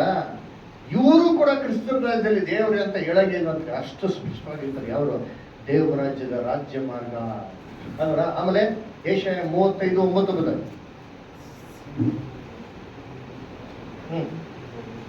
ಯೆಶಾಯ 35:9. ಸಿಂಹವು ಅಲ್ಲಿರದು, ಸಿಂಹವು ಅಲ್ಲಿರೋದು, ಕ್ರೂರ ಮೃಗವು ಅಲ್ಲಿ ಸೇರದು. ಸೇರದು. ಕಾಣುವುದೇ ಇಲ್ಲ, ಬಿಡುಗಡೆಯಾದವರೇ ಹಾ. ಅಲ್ಲಿ ನಡೆಯುವರು. ಅಲ್ಲಿ ಕಾಣೋದೇ ಇಲ್ವಂತೆ, ಬಿಡುಗಡೆ ಆದವ್ರು ಏನ್ ಮಾಡೋದಂತೆ? ನಡೆಯುತ್ತೆ. ಏನಿತ್ತು ಸಿಂಹ ಅಂದ್ರೆ? ಕ್ರಿಸ್ತನ್ ರಾಜ್ಯದಲ್ಲಿ ಸಿಂಹ ಇರುತ್ತಂತೆ. ಏನ್ ಸಿಂಹ ಅಂದ್ರೆ? ಯೆಶಾಯ 11ನೇ ಅಧ್ಯಾಯ 6ರಿಂದ 9 ನೋಡ್ತೀನಿ. ಯಾವ ಸಿಂಹ ಬರೀ ಪ್ರಾಮಾಣಿಕತೆ ಇಲ್ಲಲ್ಲ, ಯೆಶಾಯ 11ನೇ ಅಧ್ಯಾಯ 6ರಿಂದ 9. ತೋಳವು ಕುರಿಯ ಸಂಗಡ ವಾಸಿಸುವುದು, ತೋಳವು ಕುರಿಯ ಸಂಗಡ ವಾಸಿಸುವುದು, ಚಿರತೆಯು ಮೇಕೆಯೊಂದಿಗೆ ಮಲಗುವುದು, ಚಿರತೆಯು ಮೇಕೆಯೊಂದಿಗೆ ಮಲಗುವುದು, ಕರವು ಪ್ರಾಯದ ಸಿಂಹವು ಪುಷ್ಟ ಪಶುವು ಒಗ್ಗಟ್ಟಿರುವುದು. ಒಗ್ಗಟ್ಟಾಗಿರುವುದು. ಇವುಗಳನ್ನು ಚಿಕ್ಕ ಮಗು ನಡೆಸುವುದು. ಇವುಗಳನ್ನು ಚಿಕ್ಕ ಮಗು ಏನ್ ಮಾಡ್ದಂತೆ? ನಡೆಸ್ತಾರಂತೆ. ಹಸುವು ಹಾ. ಕರಡಿಯು ಸಂಗಡ ಮೇಯುವವು. ಹಸುವು ಕರಡಿ ಜೊತೆಗೆ ಮೇಯ್ತಾರಂತೆ. ಅವುಗಳ ಮರಿಗಳ ಜೊತೆಯಾಗಿ ಮಲಗುವವು. ಹ್ಮ್. ಸಿಂಹವು ಎತ್ತಿನಂತೆ ಹುಲ್ಲು ತಿನ್ನುವುದು. ಏನ್ ತಿಂತಾರಂತೆ? ಹುಲ್ಲು. ಹುಲ್ಲು. ಯಾವಾಗ? ಸಿಂಹ ಹುಲ್ಲು ತಿಂತಾರಂತೆ. ಎಲ್ಲಿ ತಿಂತಂತ ಈಗ? 1000 ವರ್ಷದಲ್ಲಿ ಭೂಲೋಕದಲ್ಲಿ ದೇವರಾಜ್ಯದಲ್ಲಿ ತಿಂತಾರೆ. ಸಿಂಹ ಇರ್ತಾರೆ, ಚಿರತೆ ಇರ್ತಾರೆ, ಹಸು ಇರ್ತಾರೆ, ಎಲ್ಲವೂ ಸಸ್ಯಾಹಾರಿ ಆಗಿರ್ತಾರೆ. 3 ಲೋಕದ ಪಟ. ಯಾಕಂದ್ರೆ ಈಗ ಲಾಸ್ಟ್ ಟೈಮ್ ಅನ್ನ ಮಾಡಿಲ್ಲ. 3 ಲೋಕದ ಪಟ. ಮೊದಲನೇ ಲೋಕ ಹೆಂಗಿತ್ತು? ಹೆಂಗ್ ನಾಶ ಆಯ್ತು? ಇವಾಗ 2ನೇ ಲೋಕ ಹೆಂಗಿದೆ? 3ನೇ ಲೋಕನ ತಿರ್ಗಾ ಇದೇ ತರ ಏನ್ ಮಾಡ್ತಾರೆ? ಸ್ಥಾಪನೆ ಮಾಡ್ಬೇಕಾರೆ ಮೊದಲನೇ ಲೋಕಕ್ಕೆ ಎಲ್ಲಾ ಕಂಡೀಷನ್ಸ್ ನ ವಾಪಸ್ ತರ್ತಾರೆ ಅಲ್ವರ? ಅವಾಗ ದೇವರಾಜ್ಯದಲ್ಲಿ ಸಿಂಹ ಇರ್ತದೆ, ಭೂಲೋಕದಲ್ಲಿ ಸಿಂಹ ಇರ್ತದೆ. ಆ ಸಿಂಹ ಏನ್ ತಿಂತಾರಂತೆ? ಹುಲ್ಲು ತಿಂತಾರೆ. ಮತ್ತೆ ಯೆಶಾಯ 35 ಯಾಕೆ ಸಿಂಹ ಇರಲ್ಲ ಅಂತ ಹೇಳ್ತಾರೆ? ಇದ್ಯಾ ಸಿಂಹ? ಈಗಿರುವಂತ ಸ್ವರೂಪ ಅಲ್ಲ. ಯಾವ ಸಿಂಹ? ಕರೆಕ್ಟ್ ಆಗಿ ಗರ್ಜಿಸುವ ಸಿಂಹ. ಆಯ್ತಲ್ಲ, ಬೈಬಲ್ ಹಿಂಗ್ ಓದ್ಬೇಕು ನೋಡಿ. ಇಲ್ಲಿ ಸ್ವಲ್ಪ, ಅಲ್ಲಿ ಸ್ವಲ್ಪ. ಯೌವನ ಶಾಸ್ತ್ರಿ ಹುಡುಕಿ ಏನ್ ಮಾಡ್ರಿ? ಓದ್ರಿ. ಬೈಬಲ್ ಅಲ್ಲಿ ಕೋಡ್ಗಳನ್ನ ಅಪ್ಲೈ ಮಾಡ್ಬೇಕು. ಸಿಂಹ ಅಂದ್ರೆ ಯಾವ ಸಿಂಹ? ಗರ್ಜಿಸುವಂತ ಸಿಂಹ ಐತಲ್ಲ ಅದರ. ಏನ್ರಿ? ನೀವು ಸ್ವಸ್ಥಚಿತ್ತರಾಗಿರಿ, ನಿಮ್ಮ ವಿರೋಧಿಯಾದಂತ ಸೇತಾನನು ಹೆಂಗಿದಾನಂತೆ? ಗರ್ಜಿಸುವ ಸಿಂಹೋಪಾದಿಯಲ್ಲಿ ಯಾರ್ದಂದು ಉಂಗುಲಿ ಅಂತ ಏನ್ ಮಾಡ್ತಾವನೆ? ತಿರುಗಾಡ್ತಾ ಇದ್ದಾನೆ. ಈ ಸಿಂಹ 1000 ವರ್ಷದಲ್ಲಿ ಏನಾಗಿರಲ್ಲ, ಇರಲ್ಲ. ಯೇಸು ಕ್ರಿಸ್ತ ಎರಡೇ ಬರೀ ಸೇತಾನ ಕಟ್ಟಾಕ್ತಾರ ಇಲ್ವಾ? ಕಟ್ಟಾಕ್ತಾರ? ಎಸ್. ಆಗ ಸೇತಾನೇ ಇಲ್ದಿರ್ಬೇಕಾದ್ರೆ ಎಲ್ಲಾ ಜನಗಳು ರಾಜ್ಯ ಮಾರ್ಗದಲ್ಲಿ ವಿಶಾಲವಾಗಿ ನಡೀತಾರೆ, ಸೂಪರ್ ಆಗಿ ನಡೀತಾರೆ. ಅಲ್ಲಿ ಕ್ರೂರ ಮೃಗ ಇರಲ್ಲ ಅಂತ. ಏನಿದು ಕ್ರೂರ ಮೃಗ ಅಂತಂದ್ರೆ, ನೋಡಿ ಇವಾಗ ಸಿಂಹ ಅಂದ್ರೆ ಸೇತಾನಪ್ಪ. ಕ್ರೂರ ಮೃಗ ಅಂತಂದ್ರೆ ಸೇತಾನ್ಗಿರಂತ ಎಲ್ಲಾ ಬೇರೆ ಐಟಮ್ಗಳು, ಕ್ಲಬ್, ಬಾರು, ಡಿಸ್ಕೋ, ಮಾಲು, ನಿಮ್ಮೂರಲ್ಲೆಲ್ಲ ಇಲ್ಲ ಬಿಡ್ರಿ ಐಟಮ್. ಯಾರು ಇಲ್ಲಲ್ಲ ಅವರ ಗೊತ್ತಿಲ್ಲ ನನಗೆ. ನಮ್ಮ ಬೆಂಗಳೂರು ಹೋಗ್ಬಿಡಿ ಬರೀ ಇದು ಇದೆ ನೋಡಕ್ಕಾಗಲ್ಲ, ನಾವಂತೂ ಸಿಗಾಕಡಲ್ಲ. ಆದ್ರೆ ಇವೆಲ್ಲ ಅಮಾಯಕ ಮಕ್ಳುಗಳು ಏನ್ ಮಾಡ್ತಾರೆ, ಹಂಗೆ ಜೀವಸುತ್ತ ಮೃಗಗಳ ಹಂಗೇನ್ ಮಾಡ್ತವೆ, ನುಂಬ್ಕೊಂಡ್ಬಿಡ್ತಾನೆ. ಕ್ರಿಸ್ತನ್ ರಾಜ್ಯದಲ್ಲಿ ಇವ್ ಯಾವುದು ಏನಾಗಿರಲ್ಲ, ಇರಲ್ಲ ಅಲ್ವರ. ಇವಾಗ ಏನ್ ಮಾಡ್ತಾರೆ, ಏನ್ರಿ ಕ್ಲಬ್, ಬಾರ್, ಡಿಸ್ಕೌಂಟ್ ಏನ್ ಮಾಡ್ತಲ್ಲ ಪಬ್ಲಿಕ್ ಅಲ್ಲಿ ಏನ್ ಬೇಕಾದ್ರೆ ಮಾಡ್ಕೊಂಡು ಬಿಟ್ಬಿಡ್ತಾರೆ. ನೀವು ಇಲ್ಲಿ ಇಷ್ಟು ಬರಲ್ಲ ಇಂಡಿಯಾಲಿ. ನೇಪಾಲ್ಗೆ ಹೋಗ್ಬಿಟ್ರೆ ಏನ್ರಿ ರೋಡ್ ಕಕ್ಕ ಅಂಗಡಿಯಲ್ಲೆಲ್ಲ ಏನ್ ಸಿಗ್ತದೆ ನಿಮ್ಗೆ? ಕುಡಿಯೋದು ಸಿಗ್ತದೆ. ನಾನು ನೋಡಿ ಸುಸ್ತಾಗ್ಬಿಟ್ಟೆ. ಏನ್ ರೋಡಲ್ಲಿ ಅಂತ ಗಲ್ಲಿ ಪಲ್ಲಿ ಅಂಗಡಿಗಳಲ್ಲಿ ಏನೋ ನಮ್ಗೆ ತಮ್ಸಪ್, ಕೆಪ್ಸಿ ಸಿಕ್ಕತ್ತಾರೆ, ಎಲ್ಲ ಕಡೆ ಏನಾಗ್ತಿದೆ ಸಿಕ್ಕೈತೆ. ಅಲ್ಲಿ ಧಾರಾಳವಾಗಿ ಏನ್ ಮಾಡ್ತಾರೆ, ಊರಲ್ಲಿ ಕುಡಿತಾರೆ. ಯೋಚನೆ ಮಾಡಿರ್ತೀನಿ, ಯೇಸು ಕ್ರಿಸ್ತ ಪ್ರಧಾನಮಂತ್ರಿ ಆಗಿದೆ ಬಿಡ್ತಾರ? ಟೋಟಲ್ ಆಗಿ ಏನ್ ಮಾಡ್ತಾರೆ, ಎಲ್ಲ ಬ್ಯಾನ್ ಮಾಡಕ್ ಬಿಡ್ತಾರೆ. ಅದೇ ನೋಡ್ಬೇಕ್ರೆ ಕ್ರೂರ ಮೃಗವು ಅಲ್ಲಿ ಸಿಕ್ಕೋದೇ ಇಲ್ಲ. ಆಮೇಲೆ ಏಷ್ಯಾ 35:10 ಬದಲ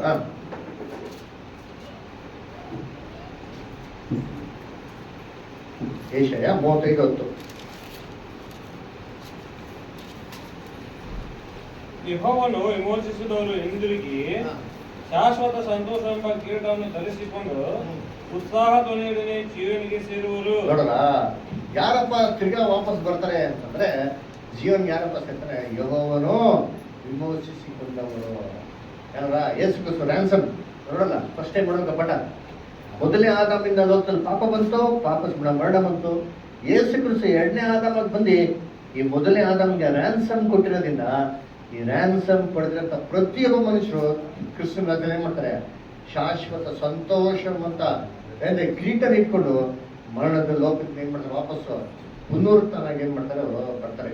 ಅಂದ್ರ ಇದು ಯಾವ್ದಪ್ಪ ಅಂದ್ರೆ ಕ್ರಿಸ್ತನ 1000 ವರ್ಷದ ಆಳ್ವಿಕೆಯಲ್ಲಿ ಸತ್ತೋಗಿರಂತ ಪ್ರತಿಯೊಬ್ಬರು ಮನುಷ್ಯ ಏನ್ ಮಾಡ್ತಾರೆ? ವಾಪಸ್ಸು ಜೀವಂತವಾಗಿ ಏನ್ ಮಾಡ್ತಾರೆ? ಬರ್ತಾರೆ. ಹೆಂಗ್ ಬರ್ತಾರಂತೆ? ಏನ್ರಿ? ಉತ್ಸಾಹ ಧ್ವನಿ ಅಂತ ಶಾಶ್ವತ ಸಂತೋಷದ ಕಿರೀಟ ಇಟ್ಕೊಂಡು ಏನ್ ಮಾಡ್ತಾರೆ ಅವರು? ಅವ್ರು ಬರ್ತಾರೆ. ಆವಾಗ ಎಲ್ಲಾರ ಕಣ್ಗಳನ್ನ ಏನ್ ಮಾಡ್ತಾರೆ? ತೆರೀತಾರೆ. ಎಲ್ಲಾರ ಕಿವಿಗಳನ್ನ ತೆರೀತಾರೆ. ಏಷಯ 29ನೇ ಅಧ್ಯಾಯ 18ನೇ ವಾಕ್ಯ, ಆಮೇಲೆ 24ನೇ ವಾಕ್ಯ. ಐಸಯ 29:18 and 24.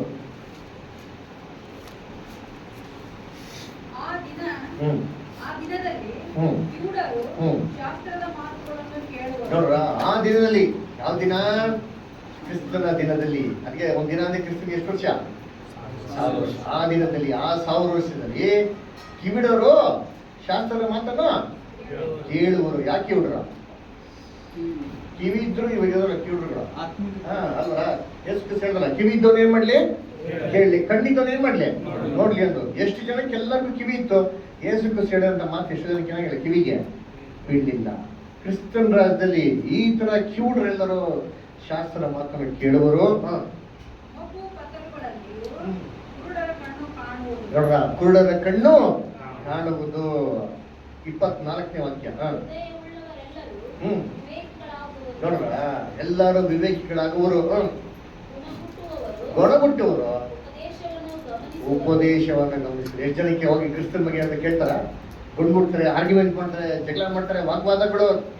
ಈ ತರ ಗೊಣಗುಟ್ಟವ್ರು ಎಲ್ಲರೂ ಉಪದೇಶವನ್ನು ಕೇಳುವರು. ಇದಕ್ಕೋಸ್ಕರನೇ ದೇವರು ಕ್ರಿಸ್ತನಿಗೆ ಎಷ್ಟು ವರ್ಷ ಕೊಟ್ಟಿರೋದು ಆಳ್ವಿಕೆ ಮಾಡಕ್ಕೆ? 1000 ವರ್ಷ. 1000 ವರ್ಷದಲ್ಲಿ ಪಾಪದಲ್ಲಿ ಬಿದ್ದಂತ ಪ್ರತಿಯೊಬ್ಬ ಮನುಷ್ಯನು ಜೀವಂತವಾಗಿ ತಂದು ಅವನದಂತ ಪಾಪನೆಲ್ಲ ತೆಗೆದಾಕಿ ಪರಿಪೂರ್ಣ ಅಂತ ಕರ್ಕೊಂಬರಕ್ಕೆ ಕ್ರಿಸ್ತನ್ಗೆ ಕೊಟ್ಟಿದ್ದ ಟೈಮ್ ಎಷ್ಟು ವರ್ಷ? 1000 years. ಆಯ್ತಾ? ಸರಿ, ಇವಾಗ ಈ ರಾಜ್ಯ ಮಾರ್ಗನ ಹಿಂಗೆ ರೆಡಿ ಮಾಡ್ತಾರೆ. ಇವಾಗ ಎಕ್ಸ್ಪ್ರೆಸ್ ಹೈವೇ ರೆಡಿ ಮಾಡ್ಬೇಕು, ರೆಡಿ ಮಾಡ್ತಾರೆ. ಫಸ್ಟ್ ರೋಡಲ್ಲಿರೋಂಥ ಗಿಡ ಮರಗಳು, ಕಲ್ಲು ಬಂಡೆಗಳು ಎಲ್ಲ ತೆಗೆದಾಕ್ತಾರೆ, ನೀಟಾಗಿ ಫ್ಲಾಟ್ ಆಗಿ ಮಾಡ್ತಾರೆ. ಆಮೇಲೆ ಸೂಪರ್ ಎಕ್ಸ್ಪ್ರೆಸ್ ಹೈವೇ ತರ ಮಾಡ್ತಾರೆ. ಆಮೇಲೆ ಆ ಕಡೆ ಈ ಕಡೆ ಏನ್ ಮಾಡ್ತಾರೆ? ಕ್ಲೀನಾಗಿ ಪ್ಯಾನಲ್ ಹಾಕ್ಬಿಟ್ಟು ಇಂಥ ಊರಿಗೆ ಎಷ್ಟು ಕಿಲೋಮೀಟರ್ ಇದೆ ಅಂತ ಅಂದ್ಬಿಟ್ರೆ ಆ ರೋಡ್ ಇಟ್ಕೊಂಡ್ರೆ ನೇರವಾಗಿ ಏನು ಮಾಡ್ತಾ ಇರ್ಬೋದು, ಹೋಗ್ಬೋದು ಅಲ್ವಾ. ಇದೇ ರೀತಿ ರಾಜ್ಯ ಮಾರ್ಗ ಮಾಡ್ಬೇಕಾದ್ರೆ ಇವೆಲ್ಲವನ್ನೂ ತೆಗೆದಾಕ್ತಾರಂತೆ. ಹೆಂಗ್ ತೆಗಿತಾರೆ? ಯೆಶಾಯ 22ನೇ ಅಧ್ಯಾಯ 10ನೇ ವಾಕ್ಯ. ಐಸಾಯ 62:10. ಐಸಾಯ 62:10. ಸೇನಾಧೀಶ್ವರನಾದ ಯೆಹೋವನೆಂಬ ಕರ್ತನಿಂದ ದಿವ್ಯ ದರ್ಶನದ ಕತ್ತಿಗೆ ಇಲ್ಲ ಯೆಶಾಯ 62:10 ನೋಡಿ ಕರೆಕ್ಟಾ? ಭೂಮಿಯ ಮನೆಗಳನ್ನು ಲೆಕ್ಕಿಸಿ ಗೋಡೆಯನ್ನು ಇಲ್ಲ ಊರ ಬಾಗಿಲುಗಳಲ್ಲಿ ಹಾ. ಹಾದು ಬನ್ನಿರಿ ಅದು ಬಂದಿರಿ. ಹಾದು ಬನ್ನಿರಿ, ಹಾ. ಜನರಿಗೆ ದಾರಿಯನ್ನು ಸರಿ ಮಾಡಿರಿ, ಜನರಿಗೆ ದಾರಿಯನ್ನು ಸರಿ ಮಾಡಿರಿ, ಮಾರ್ಗವನ್ನು ಎತ್ತರಿಸಿರಿ. ಮಾರ್ಗವನ್ನು ಎತ್ತರಿಸಿ. ಯಾಕೆ ಮಾರ್ಗ ಎತ್ತರಿಸಿರಿ. ಇವಾಗ ಸರಿ ಇಲ್ಲ, ಇವಾಗ ವಿಶಾಲವಾದ ಮಾರ್ಗ ಇದೆ, ಮಾರ್ಗ ಸರಿ ಇಲ್ಲ ಅದರ ಎತ್ತರಿಸಿ, ಲಿಫ್ಟ್ ಮಾಡಿ, ದ ಸ್ಟ್ಯಾಂಡರ್ಡ್ ಆಫ್ ಲಿವಿಂಗ್ ನ ಲಿಫ್ಟ್ ಮಾಡಿ. ಕಲ್ಲುಗಳನ್ನು ತೆಗೆದು ಹಾಕಿರಿ. ಕಲ್ಲುಗಳನ್ನ ಏನ್ ಮಾಡಿ ನೀವು ತೆಗೆದಾಕಿ. ಏನ್ ಕಲ್ಲುಗಳು ಅಂತಂದ್ರೆ ಮೂಢನಂಬಿಕೆ ಕಲ್ಲುಗಳು. ಐತಾ ಇಲ್ಲ ಗೊತ್ತಾ? ಜನಾಂಗಗಳಿಗೆ ಹ. ಧ್ವಜವನ್ನೆತ್ತಿರಿ. ಜನಾಂಗಗಳಿಗೆ ಧ್ವಜವನ್ನು ಏನ್ ಮಾಡಿ ಎತ್ತಿರಿ. ಏನ್ ಕಲ್ಲು? ಏನು ಮೂಢನಂಬಿಕೆ ಕಲ್ಲುಗಳೈತೆ ಇವತ್ತು, ಕರೆಕ್ಟಾ? ನೋಡಿ ಇವೆಲ್ಲ ಏನ್ರಿ ಮೂಢನಂಬಿಕೆ ಕಲ್ಲುಗಳು, ಕರೆಕ್ಟಾ? ಏನಪ್ಪ ಮೂಢನಂಬಿಕೆ? ಮನೆಗೆ ಒಂದು ನಿಂಬೆಹಣ್ಣು ಮತ್ತೆ ಮೆಣಸಿನ್ಕಾಯಿ ಹಾಕ್ಬಿಟ್ಟು ಅಂದ್ರೆ ಏನಾಗ್ಬಿಡ್ತಾರೆ ಮನೆಗೆ, ಏನ್ ಕಟ್ಟಲ್ಲ, ದೃಷ್ಟಿ ಏನಲ್ಲ ಕಟ್ಟಲ್ಲ. ಬೈಬಲ್ ಅಲ್ಲಿ ಹೇಳ್ತಾರೆ ನಿಮ್ಗೆ ವಿರುದ್ಧವಾಗಿ ಮಾಡೋಂಥ ಯಾವ ಆಯುಧ ಕೂಡ ಏನಾಗುತ್ತೆ ಹೊಲ್ಸಲ್ಲ. ಅಂತ ನಿಂಬೆಹಣ್ಣು ಹಾಕೊಂಡ್ಬೇಕು, ಅದೇ ನಿಂಬೆಹಣ್ಣು ಜ್ಯೂಸ್ ಮಾಡ್ಕೊಂಡು ಎಷ್ಟು ಕೆಲಸ ಮಾಡ್ತಾರೆ. ಅಲ್ವರ ಇದ್ಮೇಲೆ ಬಾಯಿಗೆ ಹಾಕ್ಬೇಕೈತೆ. ಯೋಚನೆ ಮಾಡಿ, ಮೂಢನಂಬಿಕೆ ಓದೋ ಇಲ್ವಾ ಅಲ್ವರ? ಯೋಚನೆ ಮಾಡಿ, ಎಕ್ಸಾಮ್ಗೆ ಇವೆಲ್ಲ ಪ್ರಾಕ್ಟಿಕಲ್ ಇಟ್ಕೊಂಡು ಹೋಗ್ತಾರೆ, ಎಕ್ಸಾಮ್ ಪಾಸ್ ಆಗೋದಿಲ್ಲ. ಏನು ಓದ್ತಿಲ್ಲ ಖಂಡಿತವೂ ಇಲ್ಲ ರೀ. ಅಲ್ವರ ಅವನಿಗೆ ಬೆಕ್ಕು ಈ ಕಡೆ ಆ ಕಡೆ ಹೋಗ್ಬಿಟ್ರೆ ಏನಾಗ್ಬಿಡ್ತದೆ, ಅಭಿಷೇಕ. ಅದೇ ಬೆಕ್ಕು ಹಂಗೆ ಹಿಂಗೆ ಬಿಟ್ರೆ ಒಳ್ಳೇದಾಗ್ಬೋದು. ಯಾಕೆ ಎಕ್ಸಾಮ್ ಓದೋದೇ ಬೇಡ, ಒಂದು ಬೆಕ್ಕಿನ ಸಾಕಿಟ್ಕೊಂಡ್ಬಿಡೋದು. ಕರೆಕ್ಟಾಗಿ ಬೆಳಿಗ್ಗೆ ಎಕ್ಸಾಮ್ ಟೈಮ್ ಹೋಗ್ಬಿಡ್ತಾರೆ, ಬೆಕ್ಕು ನೀನು ದಯವಿಟ್ಟು ಆ ಕಡೆ ಈ ಕಡೆ ಬಾ ಅಂತ ಅಂದ್ಬಿಟ್ರೆ ನಾವು ಎಕ್ಸಾಮ್ ಏನಾಗೈತ್ರಿ, ಪಾಸ್ ಆಗೈತಿ. ಇದ ಏನ್ ಮೂಢನಂಬಿಕೆ ಅಲ್ವರ? ಈ ಮೂಢನಂಬಿಕೆ ಈ ತರ ಇರೋಂಥ ಕಲ್ಲುಗಳು ಇವೆಲ್ಲವನ್ನ ಏನ್ ಮಾಡ್ತಾರೆ ಕ್ರಿಸ್ತನ ರಾಜ್ಯದಲ್ಲಿ ತೆಗೆದಾಕ್ತಾರೆ. ಕಾಗೆ ಬಂದು ಮುಟ್ಬಿಟ್ರೆ ಏನಾಗ್ಬಿಡ್ತಾಳೆ, ಅಶುದ್ಧ. ಅಶುದ್ಧ. ಏನ್ ಮಾಡ್ಬೇಕು, ಮನೆಗೆ ಹೋಗ್ಬಿಟ್ಟು ತರ ಮಾಡ್ಬೇಕು. ಏಲಿಯನ್ಗೆ ಕಾಗೆ ಬಂದು ಏನ್ ಕೊಟ್ಟೋಯ್ತು, ಆಹಾರ ಅಲ್ವರ? ನಾವು ಕಾಗೆ ಮುಟ್ರೆ ಅದು ಮುಟ್ಟಕ್ಕೆ ಹೋಗಲ್ಲ. ಅಯ್ಯೋ ಯಾರೋ ಪಿಚ್ಚುಗಳು ತಿನ್ಬಿಟ್ಟಾರೆ ಕೂಡ ಅಲ್ವರ? ಎಲಿಯನ್ ಏನ್ ಮಾಡೋರ ಆ ಪಾಪನ ಆಹಾರವನ್ನು ಏನ್ ಮಾಡೋರೆ 3.5 years ತಿಂದ ನೋಡ್ರಿ ಅಲ್ವರ? ಯಾಕೆ ಕಳ್ಸ್ಕೊಟ್ಟಿತ್ತು, ಕಳ್ಸ್ಕೊಟ್ಟ ನೋಡ್ರಿ ಅಲ್ವರ? ಆಮೇಲೆ ಏನ್ರಿ ಮನೆ ಮುಂದೆ ಮನೆ ಕಟ್ಟಿದ ತಕ್ಷಣ ಮೇಡೆ ಹಾಕ್ಬಿಡೋದು, ನಾವು ಕುಂಬಳಿಕಾಯಿ ಏನೈತಲ್ಲ ದೃಷ್ಟಿ ಗೊಂಬೆ, ಅದೇ ಮಾಡೋದು ಹಾಕ್ಬಿಡೋದು. ಏನರ್ಥ? ಆಲ್ರೆಡಿ ನಾನು ಇದ್ದೀನಿ, ಯಾರು ನಾನು ಆಲ್ರೆಡಿ ಏನ್ ಮಾಡಿದ್ದೀನಿ, ಹೊಸ ಮನೆ ಫಿಕ್ಸ್ ಮಾಡ್ಬಿಡ್ತೀನಿ ಅಲ್ವರ? ಆಯ್ತಪ್ಪ ಇವತ್ತಿದೆ ಸಂತೋಷ. ಇವೆಲ್ಲ ಮೂಢನಂಬಿಕೆ ಹೌದಾ ಇಲ್ವಾ? ಕ್ರಿಸ್ತನ್ ರಾಜ್ಯದಲ್ಲಿ ಈ ಬಂಡೆಗಳು ಏನ್ ಮಾಡಿ ಕಿತ್ತು ಬಿಸಾಕಿ ರಾಜ್ಯವನ್ನು ಎತ್ತಿರಿ, ಮಾರ್ಗವನ್ನು ಎತ್ತಿರಿ, ಸ್ಟ್ಯಾಂಡರ್ಡ್ ಆಫ್ ಲಿವಿಂಗ್ ಎತ್ತಿರಿ. ಬೈಬಲ್ನ ತಿಳಿಸ್ಕೊಡಿ ಅವ್ರಿಗೆ. ಧ್ವಜವನ್ನು ಎತ್ತಿರಿ. ಇನ್ನೇನು ಧ್ವಜ ಏನ್ರಿ? The banner of truth. ಇವತ್ತು ಎಷ್ಟು ಜನಕ್ಕೆ ಸತ್ಯ ಗೊತ್ತಿದೆ ಹೇಳ್ರಿ? ಮೆಜಾರಿಟಿ ಪೀಪಲ್ಗೆ ಸತ್ಯನೇ ಏನಾಗಿಲ್ಲ, ಗೊತ್ತಿಲ್ಲ ಅಂದ್ರೆ ಸಿಂಪಲ್ ಆಗಿ ಕ್ರಿಶ್ಚಿಯನ್ಸ್ ಗೊತ್ತಿರೋದು ಏನೇ ಮ್ಯಾಟರ್. ಒಂದು ಉಪವಾಸ ಮಾಡ್ಬೇಕು, ಪ್ರಾರ್ಥನೆ ಮಾಡ್ಬೇಕು, ದೇವ್ರನ್ನ ಕೊಡಬೇಕು. ನಮ್ಗೆ ಏನೇನು ಎಲ್ಲ ಕೊಟ್ಟಿರೋ ದೇವ್ರು ಕೊಡೋಕ್ಕಂಗೆ ದೇವ್ರನ್ನ ಬಿಡ್ಬಾರ್ದು, ಇಷ್ಟೇ ಗೊತ್ತಿರೋದು. ಆಮೇಲೆ ಏನ್ ಮಾಡ್ಬೇಕು, ಬೈಬಲ್ ಓದ್ಬೇಕು. ಹೆಂಗ್ ಓದ್ಬೇಕು? ಆದಿಕಾಂಡದಿಂದ ಪ್ರಕಟಣೆಗೆ ಏನ್ ಮಾಡಿಲ್ವ ಓದಿ ಅಷ್ಟೇ. ಅದ್ರ ಏನು ಅರ್ಥ ಆಯ್ತು ಏನು ಕೇಳ್ಬಾರ್ದು. ದೇವ್ರಿಗೆ ಪ್ರಶ್ನೆ ಕೇಳಿದ್ರೆ ಏನಾಗಲ್ಲ, ಇಷ್ಟ ಆಗಲ್ಲ. ಯೆಶಾಯ 1:18 ದಯವಿಟ್ಟು ಓದಿ.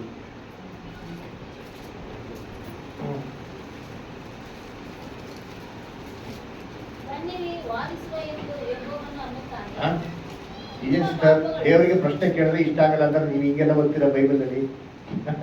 ಏನ್ ಹೇಳ್ತಾರೆ ಬೈಬಲಲ್ಲಿ? ಬಂದಿರಿ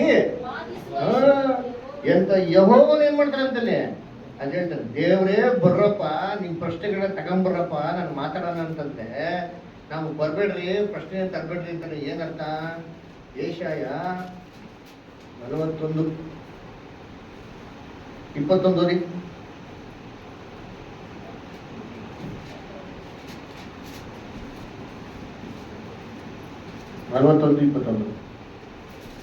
ಯಾಕೋಬರ ಅರಸನಾದ ಯೆಹೋವನು ಹೀಗೆನ್ನುತ್ತಾನೆ, ನಿಮ್ಮ ವ್ಯಾಜ್ಯವು ಈಚೆಗೆ ಬರಲಿ, ನಿಮ್ಮ ವಿಗ್ರಹಗಳಿಗಾಗಿ ನಿಮ್ಮ ಬಲವಾದ ನ್ಯಾಯವನ್ನು ತೋರ್ಪಡಿಸಿರಿ. ನೋಡ್ರ ತಗೊಂಬನ್ರಿ, ಏನೆಲ್ಲ ಪ್ರಶ್ನೆ ತಗೊಂಬನ್ನಿ ಅಂತ ಹೇಳ್ತಾರೆ ಅಲ್ವರ?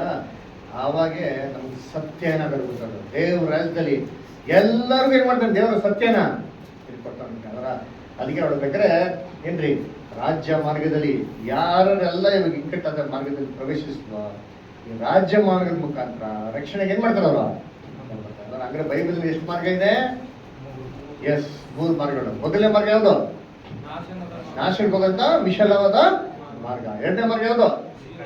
ಎಸ್, ನಿತ್ಯ ಜೀವಕ್ಕೆ ಹೋಗಂತ ಇಕ್ಕಟ್ಟಾದ ಮಾರ್ಗ. ಇಕ್ಕಟ್ಟಾದ ಮಾರ್ಗದಲ್ಲಿ ಬರೀ ಕ್ರೈಸ್ತವರು ನಂಬಿಕಸ್ಥರಾಗಿರೋರು ಮಾತ್ರ ಏನ್ ಮಾಡ್ತಾರೆ ಇವತ್ತು ಕಡೆಗೆ ಆಗ್ತಾರೆ. ಮೂರನೇ ಮಾರ್ಗ ಯಾವುದು? ಎಸ್, ರಾಜ್ಯ ಮಾರ್ಗ. ಮಿಕ್ಕಿದವ್ರು ಎಲ್ಲರಿಗೂ ದೇವರು ತನ್ನ 1000 ವರ್ಷದ ಆಳ್ವಿಕೆಯಲ್ಲಿ ರಾಜ್ಯ ಮಾರ್ಗ ನಡೆಯೋದಕ್ಕೆ ಏನ್ ಮಾಡ್ತಾರೆ, ಅವ್ರಿಗೆ ಅವಕಾಶನ ಕೊಡ್ತಾರೆ. ಓಕೆಟ್ರಾ? ಸರಿ, ನಾವು ಏನ್ ಮಾಡೋಣ, ಒಂದು ಚಿಕ್ಕದಾಗಿ ಒಂದು ಬ್ರೇಕ್ ತೊಗೊಳೋಣ. ಅದಾಗಿದ ನಂತರ ಇನ್ನೊಂದು ಮುಖ್ಯವಾಗಿರೋ ಪಾಠ ನಾವೇನು ಮಾಡೋಣ ನೋಡೋಣ. 5 ಮಿನಿಟ್ಸಾ? 5 ನಿಮಿಷ? ಸರಿ, ಓಕೆ, 5 ನಿಮಿಷ. ಒಂದು ಸಂಗೀತ ಏನು ಹಾಡ್ತೀರಾ? ನೋಡೋಣ. ಬರ್ರಿ.